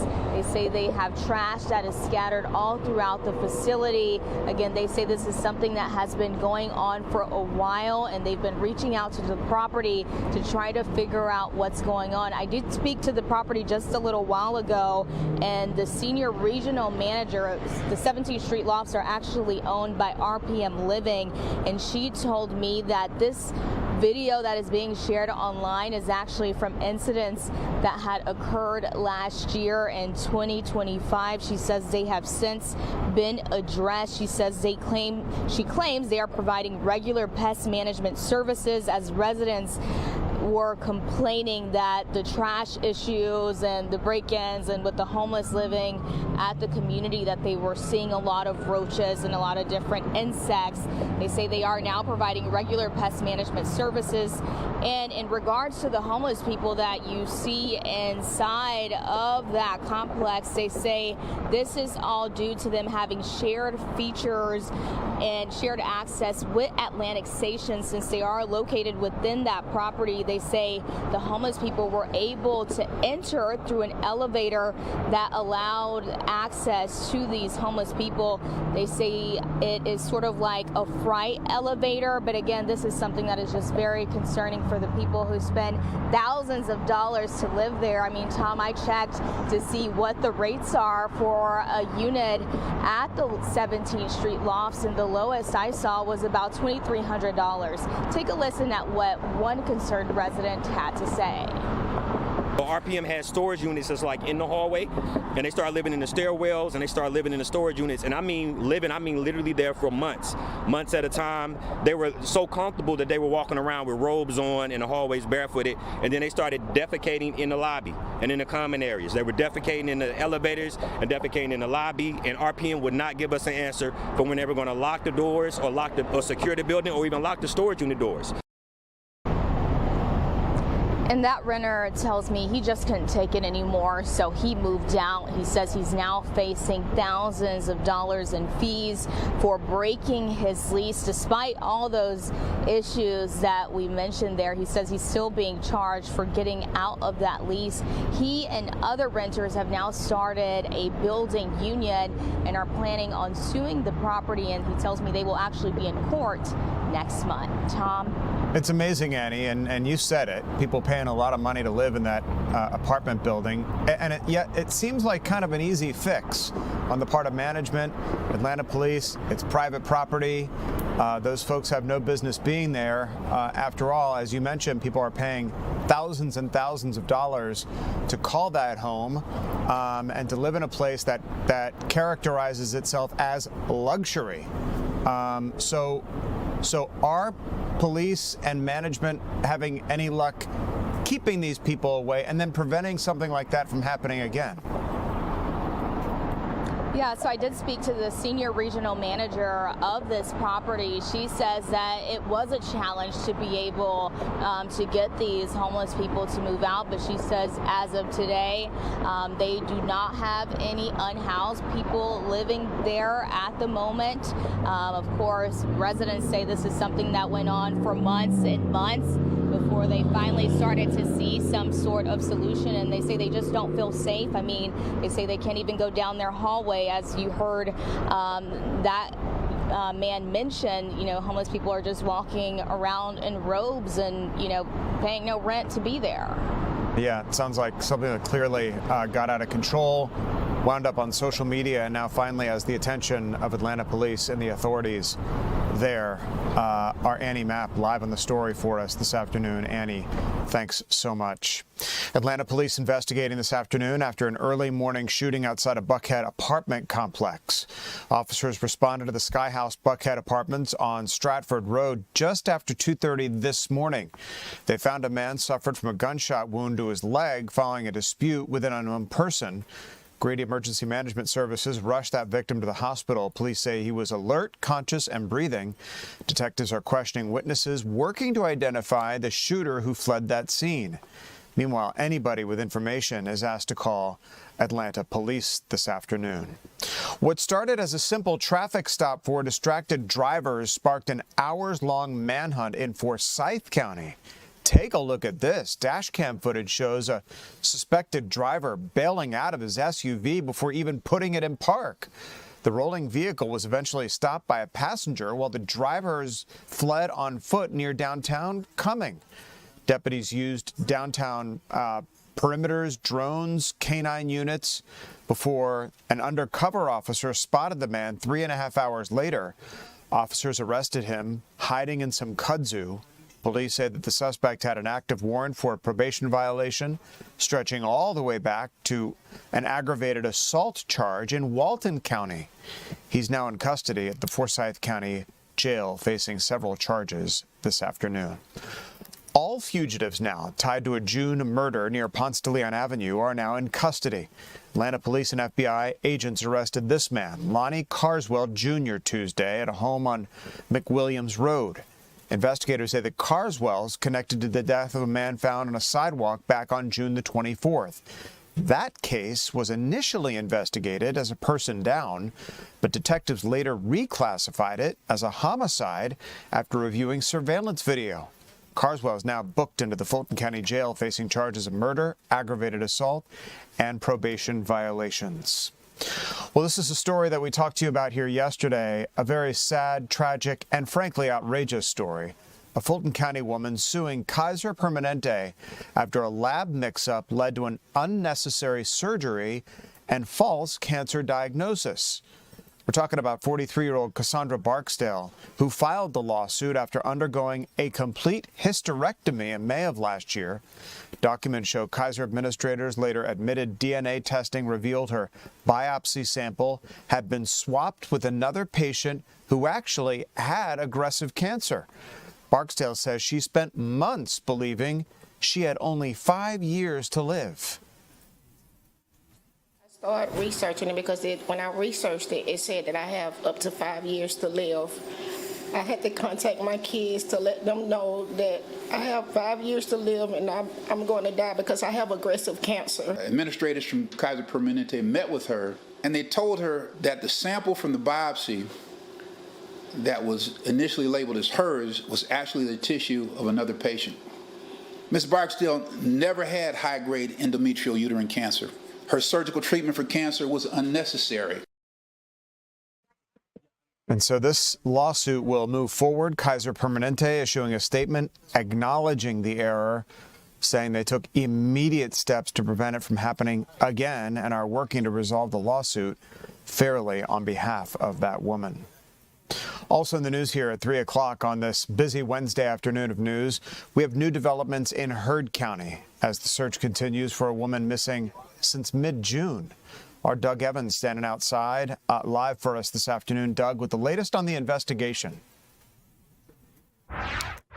Yeah, Tom, at this point, they're reaching kind of a desperation stage here in Heard County looking for Alicia Tuck. 52 years old, went missing in mid-June. It's now coming up on 2 months since she was last seen in the Eden Road, Lane Road area here in Heard County. She's 52, as I said. She is known to go off on her own for a while, and family would not hear from her for a couple of days, but now we're talking about a couple of months. I interviewed Sheriff Ross Henry here in Heard County just a short time ago. Here's what he had to say about the case.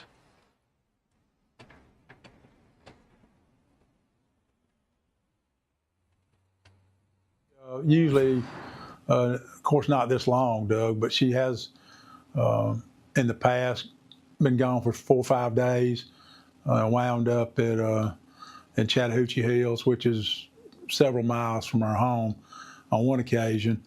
But, you know, she's, family says she's been known just to like to wander out in the woods. She's trying to stay away from people at some times and that kind of thing. But this feels different. Oh, yes, sir, it feels different.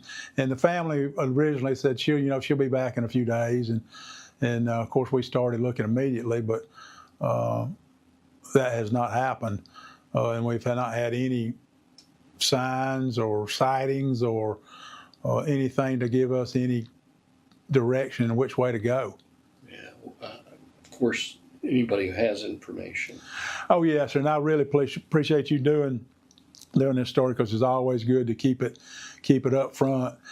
So if anybody knows anything or anybody sees anything, or if they think they might see her, if they just please let us know, because we'd like to, the family needs some answers as to what's going on. Again, that's Sheriff Ross Henry of Heard County talking about 52-year-old Alicia Tuck, who disappeared in mid-June here in the Heard County area. Now, Tom, they've used helicopters several times. They've used drones several times. They've used cadaver dogs and other search dogs to no avail. They've also used riders on horseback, teams that are used to searching for people, and that's what they do. No luck with that either. So they're just kind of in a desperate holding pattern right now, waiting for more information that can help them lead to wherever she might be, or just find some answers for this family here in Heard County. Yeah, you said it. One wishes for her good health, certainly, and for authorities to be able to find her. You said she is dealing with issues that may have precipitated her disappearing in the first place, and your heart, Doug, just goes out to that family. It's hard not to have answers as to the whereabouts of your loved one. And what are the conditions around that area where this person might be? In other words, is it like, could she be in a wooded area? Do they have any leads whatsoever? Yeah, in the Enon Road, Lane Road area where she disappeared, that is near the county landfill here. We're told that the woods around there are so thick, as the sheriff says, a rabbit couldn't run through there, let alone a human being try to get through there. Just heavily wooded area. She is known to prefer the woods. She's an outdoors person. when she does wander off, she wanders into the woods. The photograph that we have shown you here on Fox Local this afternoon is actually taken from a trail camera out in the woods someplace, so that's of no surprise to her family or anyone else. That is one of the last photographs of her that they have on this trail camera out there. But it's a really good question, Tom. It's just heavily wooded, very remote area of the county, and so that is one of the concerns. It would be a very good place to disappear if that was your goal. It's a very difficult place to search as well. Yeah, and here we are coming up on almost 2 months since she's been missing. Doug Evans with the latest for us on the investigation this afternoon. Stormy skies behind you. Doug, thanks so much. I want to talk about family members of active duty service members have been detained by federal immigration authorities following the Trump administration's termination of protections for military families. This comes as the administration expands its deportation efforts. According to an Associated Press investigation, at least 55 spouses and parents of U.S. soldiers have been detained. Many have had to spend months in ICE custody while facing removal proceedings. While many family members have since been released from custody, they continue to face deportation proceedings. Service members say they don't understand how this could happen since they followed all the right steps. This time they decided to, your wife is being deported. You don't even have to wait for her here. And I'm like, I'm confused.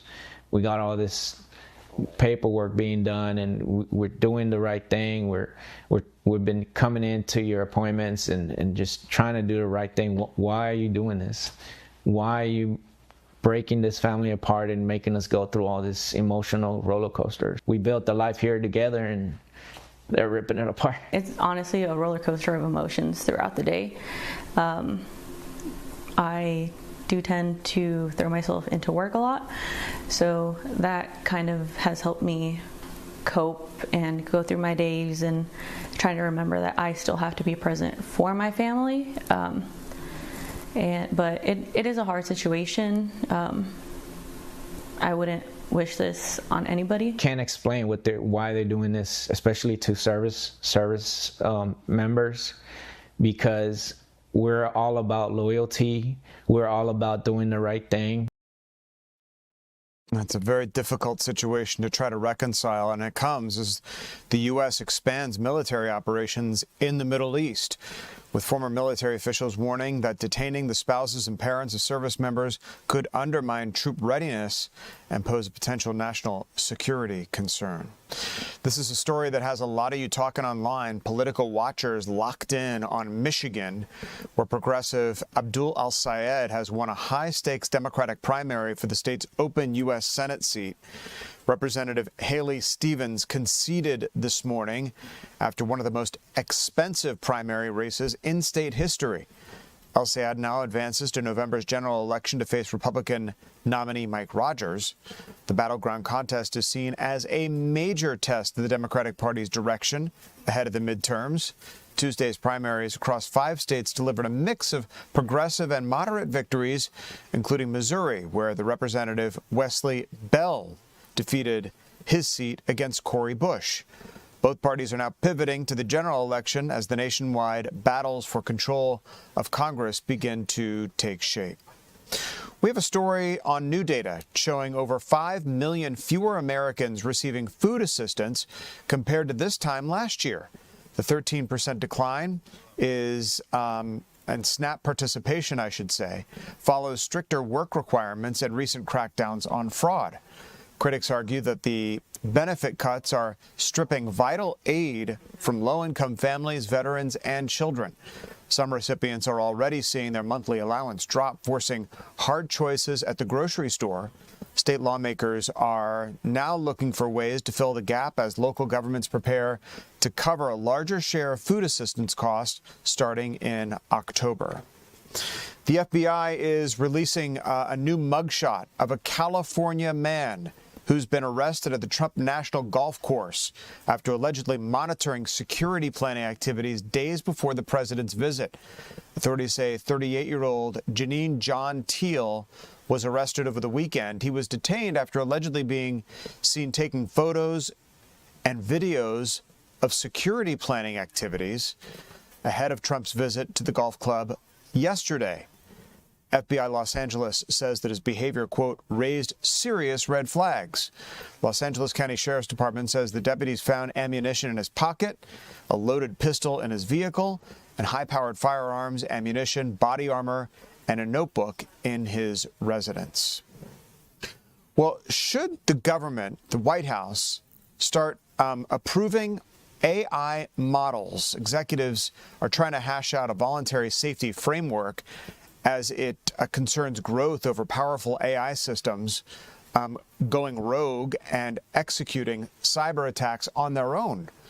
Officials from Google, Anthropic, and OpenAI met with administration officials Tuesday to discuss submitting new models for government vetting before public release.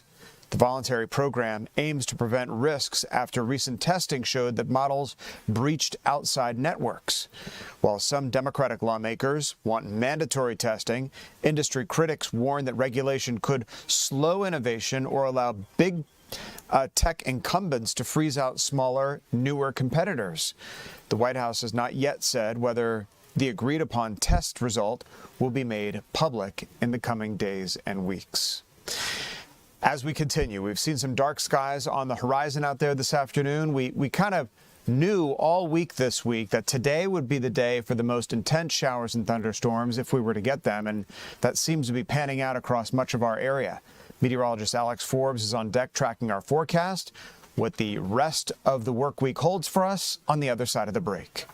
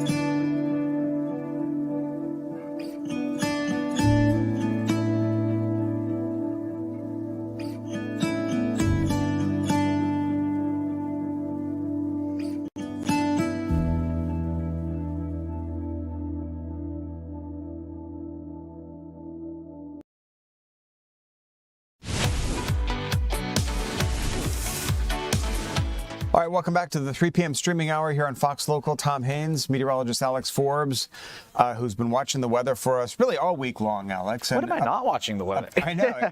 You watch the weather in your spare time, okay? Yeah. Which is what we like about you. And today, you guys all week have been forecasting the fact that today, if any day this week, is going to be the rainiest, stormiest, and just by taken a look at the radar, that seems to be panning out this afternoon. Right. I think most people by the end of the day will have seen rain in some form or fashion. And it's not just, light rain, it's storms in many instances. Cobb County over the last hour has just, basically the entire county has gotten wet, and most of the county has experienced, I don't want to say intense, but a notable thunderstorm at times. And that's since moved up into North Fulton and Cherokee counties.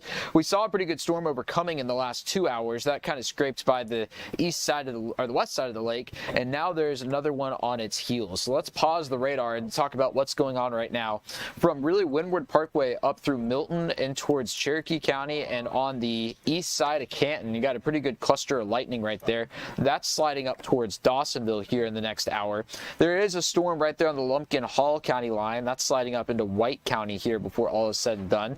Back down into the metro, pretty good downpour. That's going to be inside the perimeter in Sandy Springs, down Roswell Road, and over into Brookhaven. In fact, it might be kind of cool to check out that Brookhaven camera. I don't think we have it in any of the sources right now, though. But the thing that I'm watching, I don't want to say most intently, but maybe the strongest storm that we have is actually what's on the Alabama-Georgia state line right now, from Rome down through Polk County and Haralson County. A number of lightning strikes right there on the west side of Cedartown. And I would just highlight again, right, if you're in any of these spots in between Rome and Cedartown, as this pushes off towards the north and east, obviously you got lightning on the way, but it does not need to be raining, actively raining where you are for that lightning to strike. I've seen that on many times on Fox 5 Live Viper so far today. So going back to the big picture here, you do see that the general motion is toward the northeast here through the afternoon, and there's a little more motion with these showers and storms than there was yesterday here in the metro area. So that's kind of the lay of the land right now. Your Fox 5 Storm Team 7-day forecast here. I don't think it's beneficial to go hour by hour the rest of the night, because we're already in the shower and storm pattern, and into tomorrow will be something similar. So I think this, sums up everything perfectly, of temperatures mid to upper 80s the next couple of days. We did actually end up hitting 90 earlier this afternoon, and we'll be around that mark for the days to come into next week, which, believe it or not, Tom, takes us into the middle part of August. Wow. So I see the rain chances higher today, but then we're on the top of the bell curve today. Top of the bell curve, but we don't go all the way down. Yeah. So that's the kicker. But it looks like things kind of getting a little bit better anyway for the weekend. Just normal. This looks like a normal kind of summary forecast ahead. I joked on Fox 5 News at noon, if you blindly asked me to create an August 7-day forecast, like a capture. Yes, it would be this. Yeah. Well, we'll appreciate the rain, because we know we've been in situations where we don't have enough rain. Right. Earlier this year. Speaking of which, we will get an update to the drought monitor Thursday, tomorrow morning. Yep. Yeah. And what are you predicting in your crystal ball? So if they try to say that Fannin County is still in moderate drought, that's north and kind of central. It's where the McKaysville flooding was. Yeah. If they try to say that, I'm going to have something else to say about it. But look, there are very few instances where a drought monitor comes out and I don't agree with it. I expect that largely the remaining moderate drought, which is not a lot across North Georgia, will be wiped out tomorrow, and that the abnormally dry conditions will shrink once again. That is my prognostication in true groundhog speak. We'll see if it pans out. Alex, thanks so much. Yep. Also in the news here at 3 o'clock this afternoon, Fulton County property owners could see 2 separate tax bills this year after administrative delays held up the county's official tax digest. Now, county officials filed for an emergency court order Tuesday to temporarily collect revenue and keep government services running. Commissioners say a backlog in processing and land submission packages prevented the tax digest from being certified on time. Without it, officials are asking a Superior Court judge for permission to bill homeowners based on last year's rates. When final numbers are set, taxpayers could either receive a refund or a second bill for the difference. 60% of this board's budget comes from local taxes, and we don't know what that number is. It's impossible to run a billion-dollar organization without having 60% of your revenue solidified. When everything is finalized, if your bill changes either up or down, you could either get a refund once you pay your taxes, or you could get a secondary bill saying you owe an additional amount. We should not have this happen, and we do need to put, procedures in place to make sure it doesn't happen on any kind of a regular basis, and hopefully doesn't ever happen again. You just heard from Fulton County School Superintendent Mike Looney, who warned that uncertainty threatens 60% of the district's $1.4 $1 billion budget. If approved, a judge hopes to mail temporary bills by August with payments due on October the 15th. Got an interesting story for you this afternoon. A coming mother who donated her own kidney years ago to save her daughter is celebrating a milestone after a special trip together. Fox 5's Kevin Stewart has their story from the transplant center there. Kevin, what an inspirational and heartwarming story. Oh, absolutely. Kelly Zimmerman is 36 years old, but when she was in her mother's womb, her parents knew that she had kidney disease. Her kidneys were too tiny, and that was going to be a problem, so much of a problem that they thought she was not going to last very much longer after she died, after she was born. Her parents brought her home expecting her to die within a week's time, but a miracle happened. She survived. She survived until she was thriving at 4 years old, learning to swim, being extremely active. And then at 6, the doctors told her, you're going to have to get a kidney. Her mother ended up donating a kidney, and then everything was fine for about a decade. And then when she was, I believe, 16, 17 years old, doctors told her once again, you're going to need another kidney. What ended up happening is that she got food poisoning, she got sick, that ended up causing all kinds of problems with her donated kidney from her mother. Then it was her aunt who stepped up and provided a new lease on life for her. All this while, during all these health challenges, she remained very active, participating in sports, for instance, the transplant games, where people come together and bring awareness about kidney donations and other organ donations, and being active with sport. But what was really interesting is that once she got that second kidney from her aunt, she really had to come to a realization that her life was going to be different going forward as she became of age. And I want you to take a listen to not just her, but her mother, but also LifeLink, which is an organization that helps folks get organs. Take a listen. Learned I have a lot of resiliency. I'm very resilient, and I have you know, the older I get, the more I used to see myself as different and weird, and, you know, like I felt left out because I wasn't the same as my peers, but now I look at it as a blessing, and I realize, you know, I can, I really want to do more advocacy for the transplant community and help other people who are going through the same thing, and it's just taught me, you know, that life can be really hard sometimes, but, you know, if you have a loving family and friends and that kind of support and believe in yourself, you know, you can get through anything. 2 years after I donated my kidney to her, I was diagnosed with breast cancer. And I, you know, at the time when she had to have her transplant, it was like, can't she live older than 6 before she needs her transplant?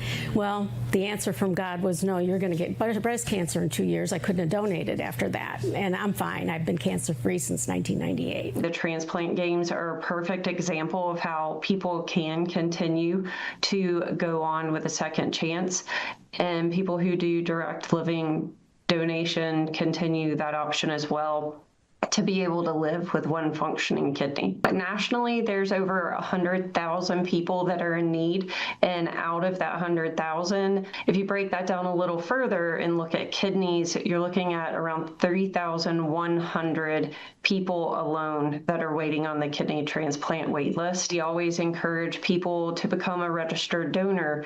Go to mystorycontinues.com to sign up, learn more about it. All right, now you heard me mention the transplant games.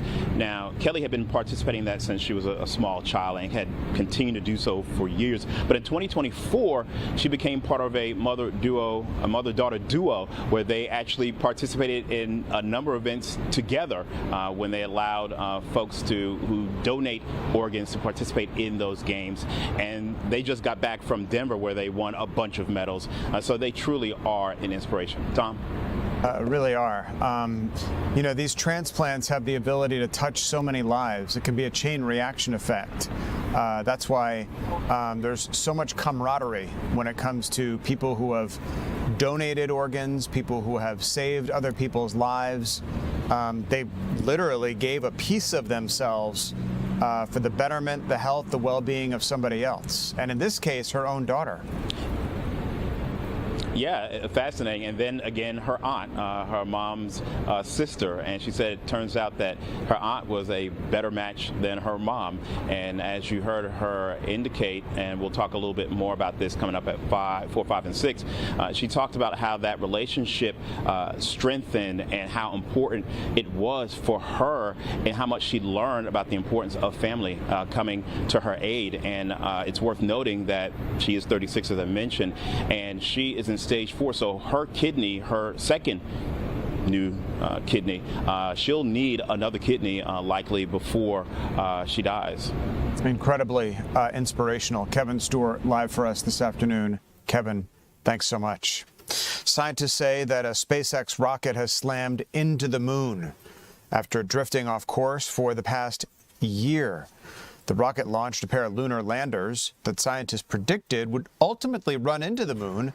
The 5,400-mile collision wasn't immediately confirmed until several hours later, when tracking experts said it was inevitable that the leftover rocket segment plowed into the moon. This comes as many are concerned with lunar litter as the U.S. and China race to put astronauts on the moon. There's no doubt in my mind that much-loved January 2025 Falcon 9 upper stage that we've been tracking all these months is now in teeny little pieces scattered over the surface of the moon near Einstein crater. So the Falcon 9 rocket had done its job within a few hours of launch. Back in January 2025, batteries ran out. It's been a dead hunk of 4 tons of metal ever since, just orbiting under gravity. I would imagine that the U.S. Lunar Reconnaissance Orbiter, which is a huge spy camera in low orbit around the moon, will eventually spot a mark on the moon where the rocket hit. And so if you want visual confirmation that it really did hit, then yes, we'll have to wait for something like the Lunar Reconnaissance Orbiter to send us pictures. But, as a physicist, I know that what goes up must come down. and the fact that we saw it heading at thousands of miles an hour toward the moon yesterday, I don't think there was any way it can dodge, right? So we're very confident that it did in fact hit and splat onto the moon near Einstein crater. Moon. SpaceX said this week that it's working with NASA to avoid future incidents like this, emphasizing that this one was unintended and was a result of solar activity combined with gravity. A deal to reopen the Strait of Hormuz could come as early as today.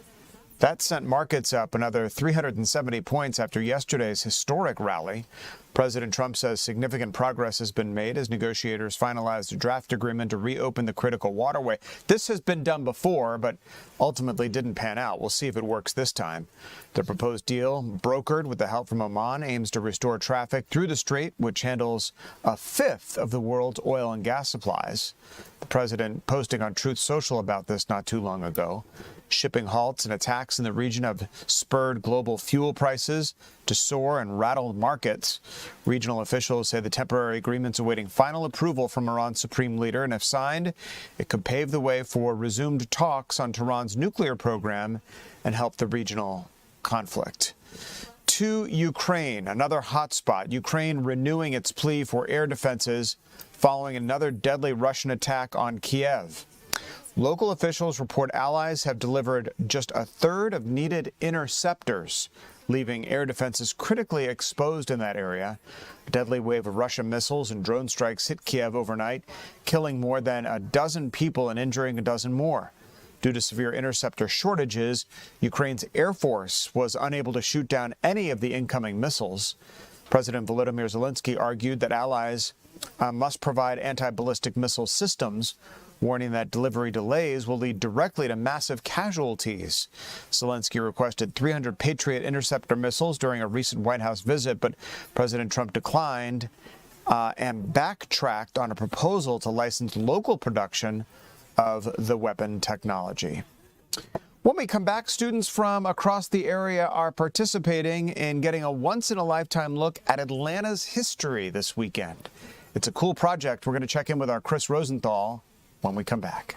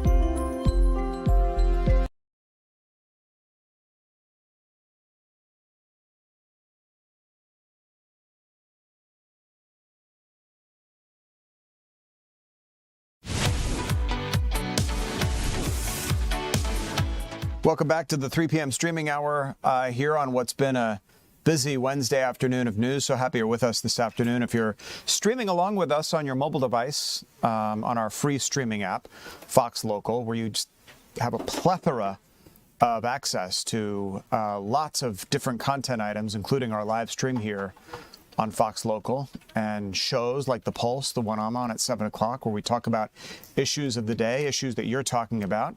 That lives there in the Fox Local app, in addition to a ton of other stuff. Our show Red Clay Rundown, which airs each and every night at 8 o'clock here on Fox Local, is housed on the Fox Local app as well. So if you missed a show, or you're streaming on your Netflix and you missed Red Clay Rundown, you can go back to the Fox Local app. It's like right there as soon as you open the app and watch prior episodes of things that we're talking about.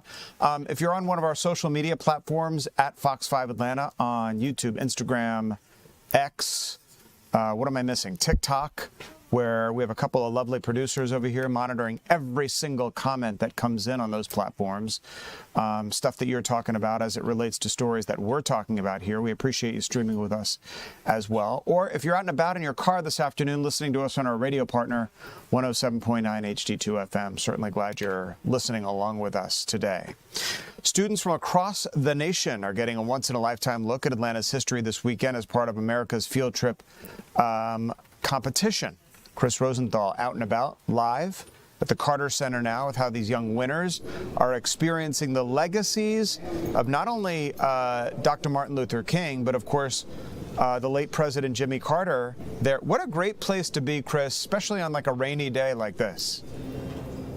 Yeah, absolutely. You know, these students are here in Atlanta for 3 days, 4 students from across the country, but they're part of a bigger group, 125 students that are crisscrossing the country across 12 states. For America's 250, they're getting to have a field trip and get to visit some various historic sites. And here, while they're in Atlanta, they're going to the Coca-Cola Museum, Coca-Cola headquarters, and today they got to visit Martin Luther King Center, and also here at Jimmy Carter Library. They got to look over some documents that Jimmy Carter had between him and the King family, and now they've gotten just wrapping up a tour of the Carter Library. But I have Jennifer and one of the students here, Amanda. And Jennifer, tell me a little bit about these students. I mean, how did they get selected for this this process out of 10,000? Huh? It's incredible. These students just give us the hope for the future.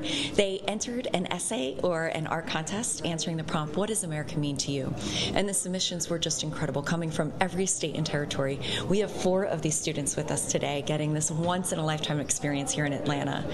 We've had the most amazing tour of the Jimmy Carter Presidential Library. We were at the Martin Luther King Jr. National Park this morning, which was incredible, seeing his childhood home in the King Center. We were at the World of Coke, and we're going to Coca-Cola headquarters tomorrow, which we're really excited about. And in your big picture, I mean, students across the country are getting to see sites across America. Huh? You know, as we celebrate and commemorate the semi-quincentennial this past July 4th, it was so much about the last 250 years, but for us, so much more about the future. And these students represent that. They represent the hope for tomorrow. We are excited to be able to see our pillars, educate, engage, and unite, truly come to life through America's Field Trip as we take them around the country to experience America's treasures.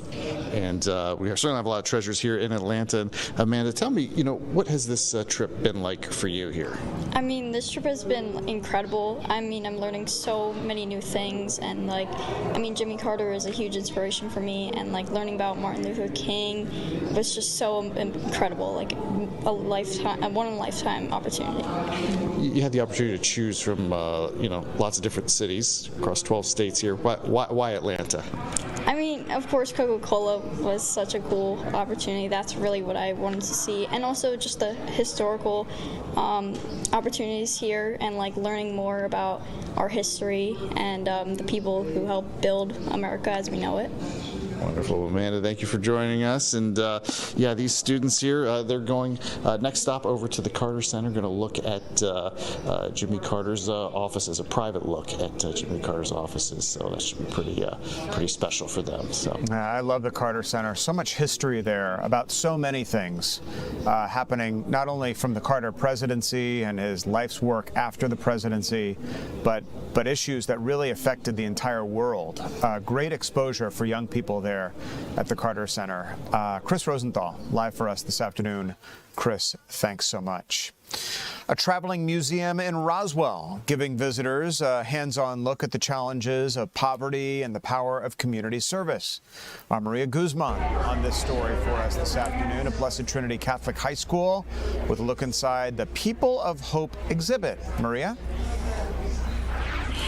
Yes, and you still have about an hour to get over here and experience this museum because it is traveling. So tomorrow it heads over to Tennessee. I'm going to go ahead and flip my camera, show you guys how this museum is immersive.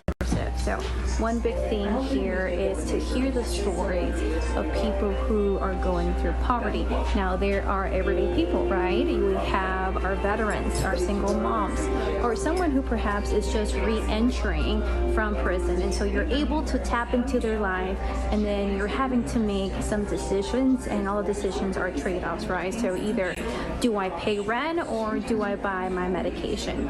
And this part, because it is traveling, you're actually able to tap the screen here, pick the state, so Georgia, of course, right here, and then you're able to choose a certain topic. So for example, in the topic of veterans, shows you some data relating to the state. So here in Georgia, we have about 7.8% of veterans who are living in poverty. Then it shows you that about 29% of veterans use their income for housing. So it just gives you some perspective. But another big part of this interactive museum is a call to action. So when you hear these stories, how can you help?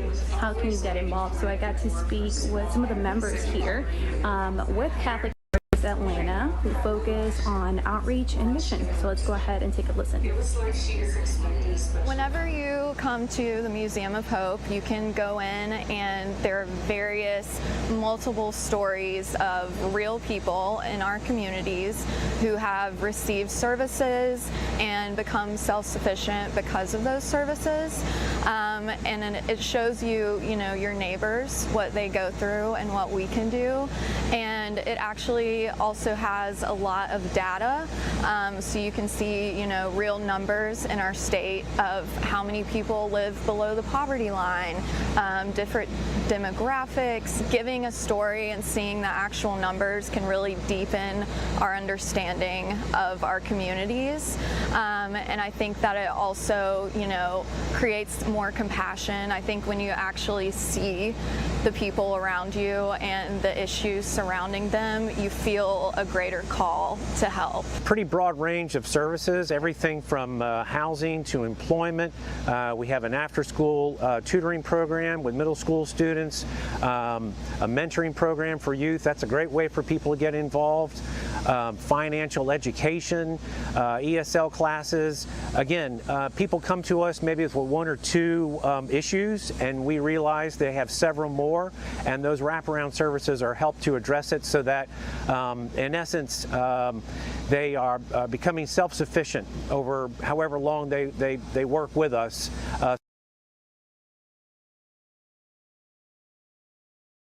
You're able to write how you're going to do your part, how you're going to help. And so people have written some messages. I mean, just for example, someone wrote here, becoming a foster parent and exploring adoption. So it can be a big life decision like this, or simply just praying for someone. So Tom, I'll send things back to you.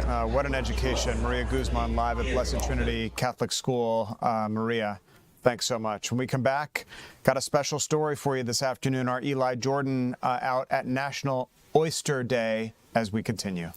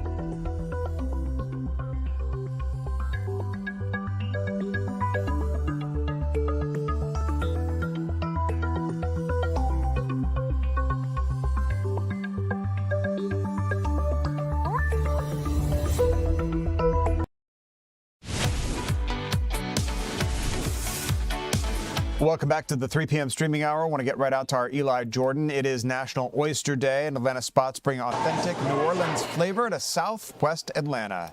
Eli. Hey, Tom. Yeah, I'm at Blake's Oyster Bar here in Southwest Atlanta, 510 Fairburn Road, and I am with Deontay Dillard and the namesake, godson of the owner, Blake. Hey, Blake, how's it going? So, and we also got a espresso martini going on here, yeah, and then we got oysters and all that, and they are fancy here, Tom. So, Deontay, tell me, you guys have been open since September 2025. Yes, sir. This is your first National Oyster Day. Yes, sir. How excited are you? And, do you have enough oysters to handle it? We're excited. I think we've been excited since yesterday. You know, we definitely have enough oysters for everybody. It's almost like you can almost all you can eat, all you can pay for almost. But we definitely have enough oysters for everybody for sure. So what do we have here real quick? So right here, these are our Blake's oysters. You know, pretty much plain oysters, East Coast oysters. Some of them are smaller, some of them a little larger. And we have our special sauce on there as well. Me personally, I like mine with a little hot sauce, a little lemon. That's pretty much all you need. But then we definitely have our beignets right here as well. Oh yeah, Creole restaurant, gotta have your beignets. Gotta got have that caramel topping. So you tell me real quick, what all kind of oysters you got here? You got char grilled, what all else? You can char grilled, you can do raw, you can choose your topping, you can put a little shrimp on there, you can put crab on there as well, crawfish, the jalapenos. We had the jalapenos and bacon and crab earlier. That was my favorite. And it is Atlanta, so you can put the hot lemon pepper on there as well. Hot lemon pepper oysters. And how late are you guys open for? We close at 10 o'clock. We'll probably be open a little later today. Because it's a packed house. Yeah. You guys, doing good for your first National Oyster Day, and also too, I mean, what can people expect if they come in here? You can expect great oysters with even better service. We'll be here for you all day. Awesome, National Oyster Day. Tom, I'll kick it back to you. They actually look really good, as do those little pastries there next to the oysters. Eli Jordan out celebrating National Oyster Day. I can think of worse assignments. Eli, thanks. And thank you for joining us for the 3 p.m. streaming hour here on Fox Local. I'm Tom Haynes. Have a great rest of your afternoon. The news continues right here, right now.